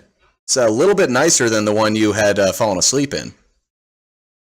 Than the opposite of what I just said. Yeah. It's actually, you can tell the bed's nice. These are fresh linens. That table over there, it looks like some very nice varnished wood. Looks like it's probably handcrafted specifically for whoever is there. So if it's a prison cell, it's the nicest prison cell you've ever seen. Okay, is somebody going to wake Reed up? Yeah, Kiv, you're awake, so you can go ahead and start immediately start waking people up and be like, "Where are we? What happened?" Okay, I'm going to try to sense Arcana or Deception, because basically Reed's immediately going to think, okay, something magical is going on. So, which one would you like me to roll? I don't know. You were sleeping pretty hard. You can go ahead if you're trying to sense any kind of Arcana, then you're going to do an Arcana check. From what you can tell, there's nothing magical about this place. Nothing magical happened to you. Okay, what the fuck, guys? Yeah, there's a locked door up here. It's made out of steel, so pretty heavy locked door right there. It's got all our equipment on us still. All of your equipment, your weapons are gone. However, any clothes, jewelry, whatever you had is no longer with you. Is still on you. So just your weapons have been taken. Okay, I guess Reed's going to start inspecting the lock. This looks like it's going to be really hard to... This is not like any lock you've ever seen. It's quite masterful. You can tell if you tried to pick this that you might be here all day and still not make any progress. Okay. Reed starts kicking the door. God damn it! I just bought that fucking bow! Son of a bitch! I'm going to make a stone cutting check to see if I can tell who might have built this room or how old it is or anything. Whatever I can glean from the stonework, I guess. All right. Go ahead and do that. From your check on the stone cutting, you can tell that probably a decent mason crafted this. It's relatively new, but the way the stonework is made is kind of how the stonework would be done on a basement or a cellar. So you're possibly underground. Is there anything on this table? There's nothing on that table other than a few cups and a decanter of wine. Oh. Can I go in a meditative state and maybe perceive what's going on around us? Maybe. You can do a perception check to see if maybe you can hear anything going on from another room or anything like that. Yeah. Investigation. I'm gonna make an investigation check to see if I can find any hidden, on the floor under the beds, any hidden switches or anything. Just start searching the room for that. Yeah, go ahead and investigate, looking for... You don't notice shit, Ulfgar. You don't notice you barely notice that you're sitting on a bed. Well, I can't find anything, friends. Well, I'm Sin... gonna go up and knock on the door. Well, Reed's already been kicking it. Yeah, Sin, you notice... You're listening, and you can hear, coming from the north, it sounds like footsteps that are heading closer toward the door. So I'll just tell everybody they're coming. That's what she said. So you hear a voice coming from the other side of the door, and the little grating opens up, and you can see that there's a half-orc standing there. He says, "Hey, move out way! Me come in!" Everybody Okay. tenses up, seeing a half orc. He's like, oh shit. He's gonna kind of hide in the back a little bit. So he took my cestus too, right? Yes. Okay. I still got my fist though. Time for good fisting. All right, you can come in now. I'll allow it. Everyone go to left side of room by last bed now. Greed grumbles and fucking. All right. But he flattens himself to the floor and attempts to go in hiding again. Yeah. Like under the bed or something. Yeah. Hey, why not? Well, if he can go into stealth and try to like sneak out or something, I don't know. Yeah, kids. Fucking! Yeah, it didn't work. So the big orc steps in, and you see this big ass half orc there. He looks like a pretty gnarly dude. He's got a fucking shield and a morning star in his arms. Pretty beefy, ugly looking dude. And he says, and he just stands there kind of breathing heavy at you. Then suddenly you hear a small voice from behind him. Get out of the way, you idiot! A small gnome walks in with a big cool mustache and a bald head, but he's kind of a weird looking guy, he's got an odd appearance to him. You wonder how So he kind of looks kind of like Kazuma from Tekken, except he's a gnome. Yeah, kind of. Yeah, it kind of looks like Heihachi a little bit almost. But yeah, he steps the half orc immediately steps out of his way and kind of almost bows to him. You're sitting there. It seems odd that this half orc would be listening to this little gnome guy so intently, but he does. And the gnome looks to you. Welcome, friends. Hi, This is friend. Some welcome you got here. Ah, yes. I'm sorry we had to take such odd measures with you, but yes, just to let you know that you have been captured here, and you will be my captives until such time as I don't need you anymore. Why? Spectacular. So pleasant. Yes, but of course I do like to keep my prisoners in the finest of accommodations. So you will notice that you have the finest beds. You will have the finest wines and drinks that you want. Of course, we will have professionally wonderful meals made for you every day until such time as we need to hand you off to the person who wants you. I demand you answer the meaning of this. Who are you kidnapping us for? Oh, well, I can't tell you the name of my contractor, obviously. That would violate their privacy. But somebody really wants you. I'm sorry that it had to go down like this, but yeah, somebody wants you really bad. They're willing to pay a lot. How did it go down? Like, how did you get us here? Oh yeah, we just snuck into your room and knocked you unconscious while you were sleeping. Oh, okay. I thought you were clever or something, but I guess not. Oh no, we didn't need to do that. We just snuck into your room and hit you in the head with something heavy and then drug you over here. I'll remember that. Reed starts kicking the bed. I'm a fucking rogue! I'm supposed to be above this shit! I'm the one that's supposed to be doing that shit! Well, sorry. Anyway, so you'll probably be here for a few days, maybe a week or so, and then once the contractor decides to come pick you up, we'll give you off to them, and I don't know what they'll do with you. I'm gonna shoot the group a glance. Like, should I do it? I'm going to cast a spell. Kid's nodding. Okay. So I'm gonna He run looks- over to the orc. Oh, go ahead. Yeah, he looks at you and says, but before any of that happens, do you have any questions, any requests, anything I can do for you? Yes, I'm going to cast Compelled Duel. Compelled Duel? What's that? It's a paladin spell. It's not in the system reference thing here, but it's in the player's handbook, page 224. If you attempt to compel a creature into a duel, one creature that you can see within range must make a wisdom saving throw. I see it. On a failed save, it fights me. Okay. Alright, who are you going to compel to duel you? The gnome, for his attempting to kidnap us. Alright. Then at the same time, Sin's gonna run towards this orc.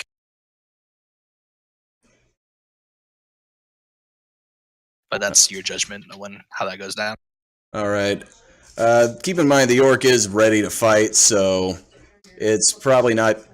I mean, you might be able to fight him, but I don't know. Let's see if Ulfgar. We're gonna have Ulfgar's spell go down first.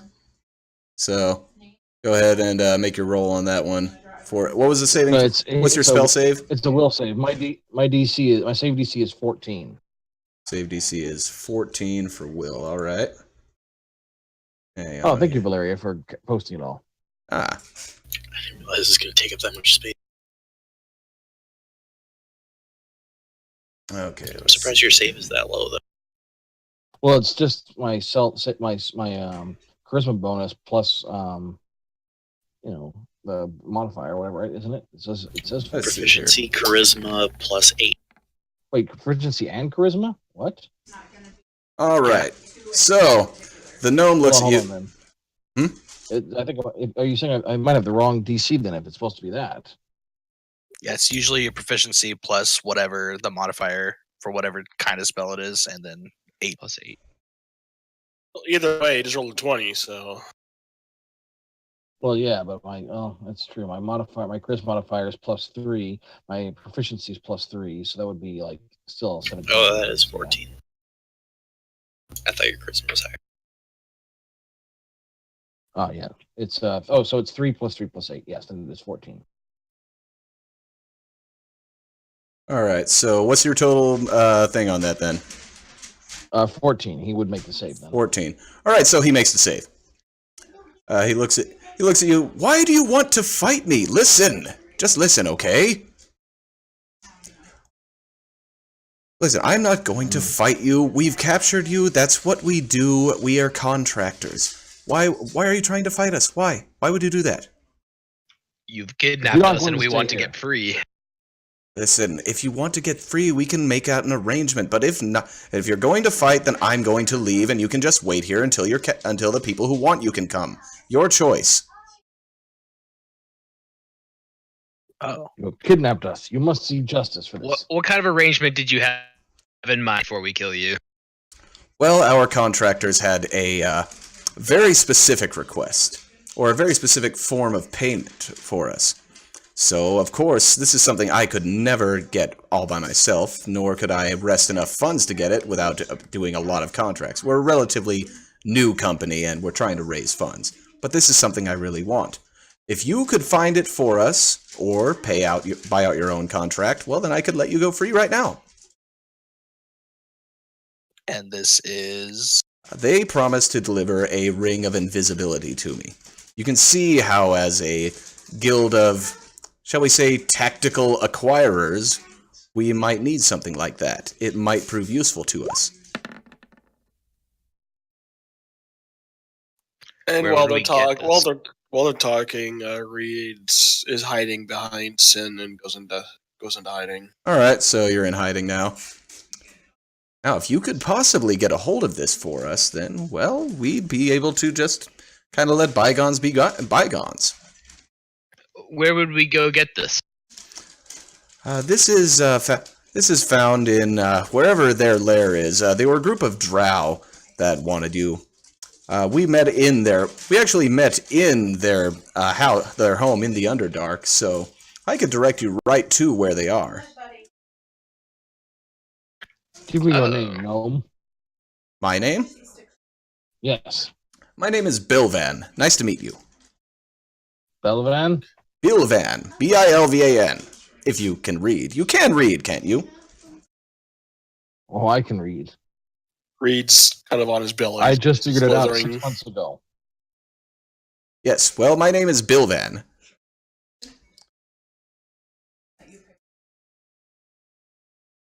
Well, guys, we actually were going to be heading down to the cultist anyway. If you can direct us there. I don't know about this whole give powerful items to come bad here, people. Sin. Come here.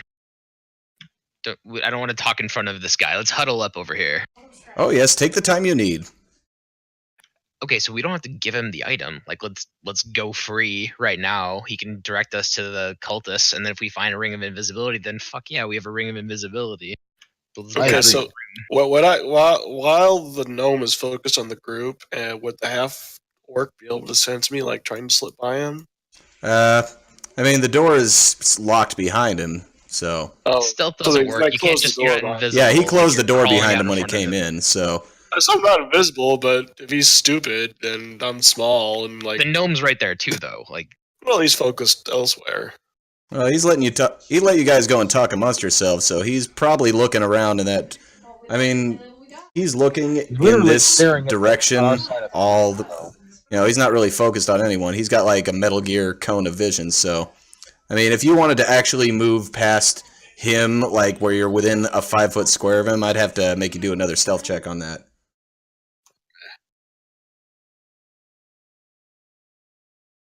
All right, I don't well, want to work with these people either. But our hands are I'd kind of also- tied, almost literally. I'd rather avoid pointless bloodshed at this point. yeah, I say we Agreed. take the I offer. can always and come we back don't and have have them to- arrested for these crimes after we get the ring, and then bring the swift wrath of justice upon them. We look over to the gnome, like, do we get, like, how does this work then? Oh, we'll let you go, but don't worry. Someone will be watching you the entire time.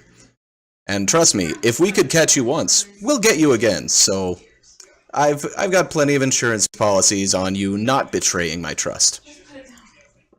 Oh, I'm totally gonna betray his trust. We can complete our original mission while we're out and about and then deal with this later, I suppose. I mean, this is literally our next stop, is it not? I mean, we heard of cultists in the Underdark. I think it would be awfully coincidental if this is a separate cultist in the Underdark situation. Yeah. Greg throws up his hands, comes out of hiding, and marches back to the group. So you said he's kind of a gnome, so as far as we know, he might just have some things, listening devices in the room where he's actually listening to us talk right now. So, hey guys, fuck it. Okay, so do you guys want to take the offer? It doesn't seem like we have much of a choice right now. It's like I mean- either sit here or wait. Hope Sin handles things by himself. Or we take the offer and try to find some other way to handle it. Gnome, we also have a mission in that area. Is it okay if we do them in tandem? As long as it's not going to divert you from the area, from the hideout we're sending you to, then absolutely not. Carry out your mission. That's fine. Listen, You said they're drow. Are they drow cultists, by chance? I wouldn't know if they're cultists or not. I don't care about their religious affiliations. I'm more focused on running a business and making my money, and they were willing to give me something that would really help my business. You know what I mean? Okay. I'm going to cast another spell, but this All time at the orc. All right. What you gonna cast?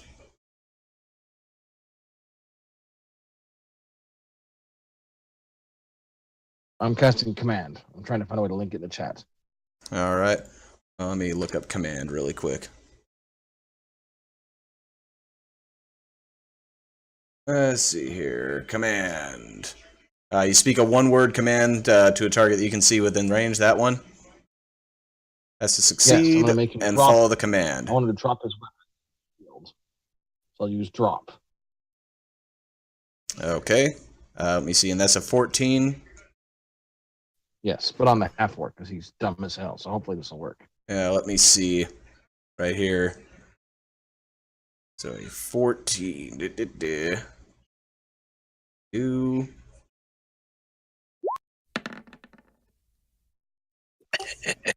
All right, you yell drop, and the half orc falls to the ground. No, I mean, if he drops, he's holding. That's what for drop. Oh. Well, I'm not even It's up dropping. to It's his over to interpretation. interpretation. Yeah. he's dumb as hell, all right? Oh. My point is, I want him to drop his stuff so I could go. We could dive and take his weapons. Yeah, he falls down to the And- ground, and then he gets back up. Oh, wait, Oh, no. the- The drop. Okay, the I see. It actually is written here. Yeah, the target drops wherever it is holding and then ends his turn. So it drops this weapon. Great. And then I'm going to use my move action to go over to him, to run over there so I can pick up his stuff next round or fight him for it.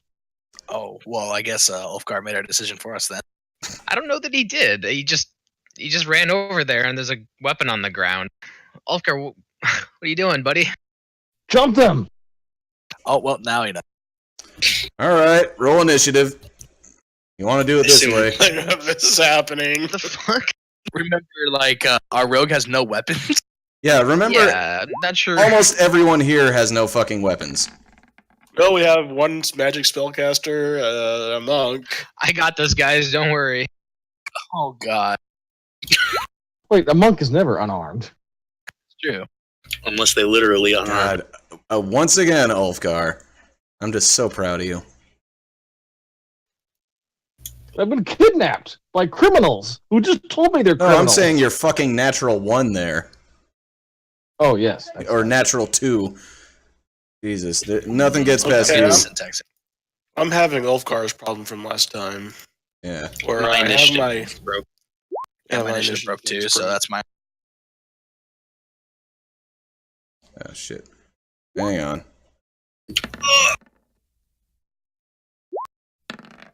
Oh, man. Another one. Natural 1 Natural for 1? Bill Van. Holy shit. Him and Valeria are like, I was totally not prepared for any of this. Yeah, I guess. Jesus. Okay, well, let's see here. Let me go ahead and... I was too busy talking about unnecessary bloodshed to notice that Ulfgar was starting a fight. Yeah, fucking... Goddamn. Way to go, Ulfgar. Way to listen to everyone else when they're trying to tell you what's going on. So, if you don't want to participate in combat, keep in mind, right now, Ulfgar is acting alone. no, we're not going to let him just do that. Yeah. Yeah, so... And the adventures were never heard from again. Yeah, let me see here. Game over screen. Alright, let's see here. Read friggin'... no I one's... mean, we actually have no idea how powerful these people are, so it's definitely possible we're walking straight into a TPK. Yeah, possibly. I don't know. Let's find out what happens here. Keep in mind, I mean, you might be able to yield. Who knows? This guy seems chill. All right, Valeria, did you roll initiative yet? Yeah, I got a natural 1, so my initiative is 4. Oh, nice. Oh, okay, yeah, I see that right here. My bad. All right, let's go ahead and get some combat started here. So, in descending order, first it is Sin's turn. Okay, well, man. Way to put me on a spot here. So I guess you should have rolled lower then. All right, well, I guess I'm going to follow Ulf. Go over here. And I am going to hit the gnome. All right. And with one of my attacks, if any of the attacks hit, I want to spend a key point to do a stunning strike. Okay. So. All right, so the gnome, let me see here. 17, 27, 27. So ignore the additional damage because I technically don't have my cestus right now. yeah, so it would just be the regular damage. So 11, Right. 6. And you said you want to do a stunning strike? Correct. All right, let me see here. So that would be what would that put Let me- stunned or let's see here. Hold on, let me see. There's a strike right there. It's a DC 15 for everything that hits that I want to use it for. Okay, so that's going to be let me see. Attempt a stunning strike. Be stunned until the end of your next turn, which basically would mean he's incapacitated, can't move, and can only speak falteringly. And all right, so let me see here. So he All right. can't move and he can't speak very well. Yeah, he's going to be kind of speaking in what you call it, kind of short sentences. Yeah, let's see if he makes that first one. He made it. Oh, So you said, are you going to use a key point on each of them, or I'm going to attempt to, yeah. yeah? For Well- everyone that it needs to succeed. All right, so that second one succeeds. And he That's is 2d1. stunned and also takes, let's see, 11, 17, 27 damage. So you beat the fuck out of him, and now he's stunned, and he looks like he's kind of barely hanging on. And he's stunned. So Yeah, he's stunned now, so he can't move. And let me see, and now it'll be Kiv's turn. I'm going to target the half orc and cast Hold Person. Okay. 15 wisdom saving throw. Target must succeed on a wisdom throw or be paralyzed for the duration, which is what your concentration up to a minute. Go ahead and see if he's working on that. See here. And that's a wisdom saving throw? All right. Yep. And you succeed, so the half-orc is now paralyzed. So do the rest of y'all want to attack now that these guys are incapacitated for the next at least a minute? So, do you Use want the to sheet to rethink hide 'em your? Would you like I to wanna- rethink your ability? Your God fucking He damn can't it! My talk. charisma's. Well, you Go can ahead speak and- in like short sentences, right? Yeah, he can Not kind really. of speak. He's just he can't. He's not going to be as eloquent. I'm Would you gonna like? pick up the Morning Star while they're talking to him. Would you like to rethink your decision to hold us? Ugh, why were you fighting? This could have worked out fine for all of us. Oh, it can Tie still them work up. out great for us, though.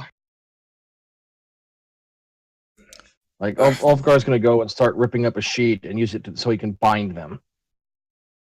All right, so you gone ahead and bound them then. Oh, good. Like, Reed's like, oh, good thing. I should probably do that too, and he starts doing the same thing so he can get them bound faster within a minute. Bill Van They're all looks. tied up. So okay, they're all tied up. I'll go ahead and say that they're basically bound now. Kiv asked Bilven, now tell us, how do we find these cultists you were talking about? There's a map in my office that leads to where they are. Don't you understand? Listen, I didn't just do this for the money. They threatened us. There was a much better way to go about this, don't you think? I didn't If you think needed help fighting them, you should have come for help instead of kidnapping people. it's not that simple. Of course, it's that simple. Hello, Ulfgar. We are people that are being threatened by Drow. Will you help us? And I would have said yes. I don't know you. How would I know that? You Oh, didn't so have any you're problem telling me that- kidnapping me, and you didn't know we could beat you unconscious, did you? Listen, they Reed threatened starts us. I got frightened. I wanted money, so I kidnapped you. Reed Well- starts searching his body for the key. All right, you find the key on a key ring lined on his belt. So you got a key there. He pulls it off and goes to unlock the door. Listen, Are there any? Do you have any other friends out here that we need to be aware of? Yes, I have 3 men out there, as well as, well, it's kind of our pet. Tell me more. It's a tool. Are you familiar with what those are? I'm not. Oh, well, you might not want to go out there if without us, unbound and free. do I know what it is? Oh crap! I might actually know what it is. Yeah, you know what a tool is. It's an aberration, a large lobster-like creature with deadly pincers and you know, all sorts of nastiness. Do I think it would be dangerous for us to fight, especially without our weapons? Yes, it would be immensely dangerous for you to fight it. Is it I'll in a tell you room what. or is it in the way? Can we get by it? Oh no, it's good. You will not get by it. The room is quite small. There's no way you're going to get by it. It will attack you.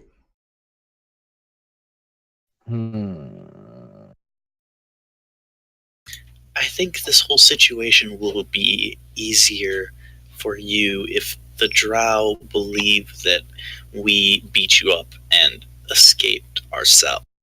If they were to think you betrayed them, then you might have enemies like we do right now.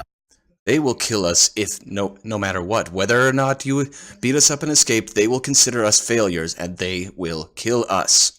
You were ready to let us walk out the door, but under these circumstances, if we walk out the door now after having kicked your ass, If you walk out the door, if I were to let you walk out the door and then solve the problem for me, I would get paid, you would find your answers, and everyone would win. Excuse me for trying to find a diplomatic way out of this. Diplomatic, as in kidnapping us? I mean, I'd hate to keep repeating what Ulfgar keeps saying, but you did kind of start this with us. Listen, I'm not known for thinking ahead on things. I was told to kidnap you, and I didn't come up with the plan until after we had already thrown you in the barracks. But I gave you nice beds, I gave you nice wine. I was polite, was I not? Your greed just kind of starts staring at Ulfgar. It's like, are you guys related? A dwarf and a gnome. It's a joke! Must have rolled low on it. Well, I do understand that thinking is for other people. I personally prefer action, so I sympathize. Well, Thank you! our main objective, I believe, is going to be in the same area. We need to go take care of these guys anyway. Tell you what, because you were threatened, I am willing to consider you victims of an original enemy that I will go and bring to justice. But in return, you must vow to never threaten or kidnap us again, and to repent of your evil ways. Yeah, sure, he says. Ulfgar, go check. ahead Like he's and being entirely honest. Reed checks him for crossed fingers or crossed toes.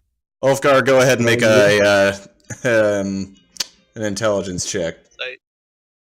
What? Make an insight check, Ulfgar. Insight check? 1 second. Yeah, sorry, Insight not check, intelligence. wisdom. You can tell that he's not too serious on the whole repenting from his evil ways thing. I think you're lying.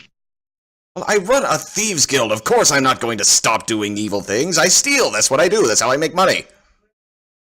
You realize you're talking to a justice bringer, right?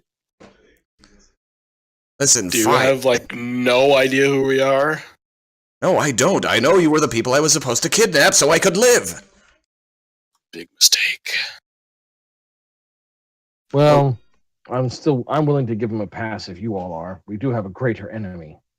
But Well, and we do need his cooperation to get out of here safely. Oh, and we need our shit too. very well. I believe he was sincere about not harassing or threatening us again. If he continues to be a thief and a lawbreaker, then law enforcement will deal with him for that. I will leave you alone, but for God's sake, just get the hell out of here.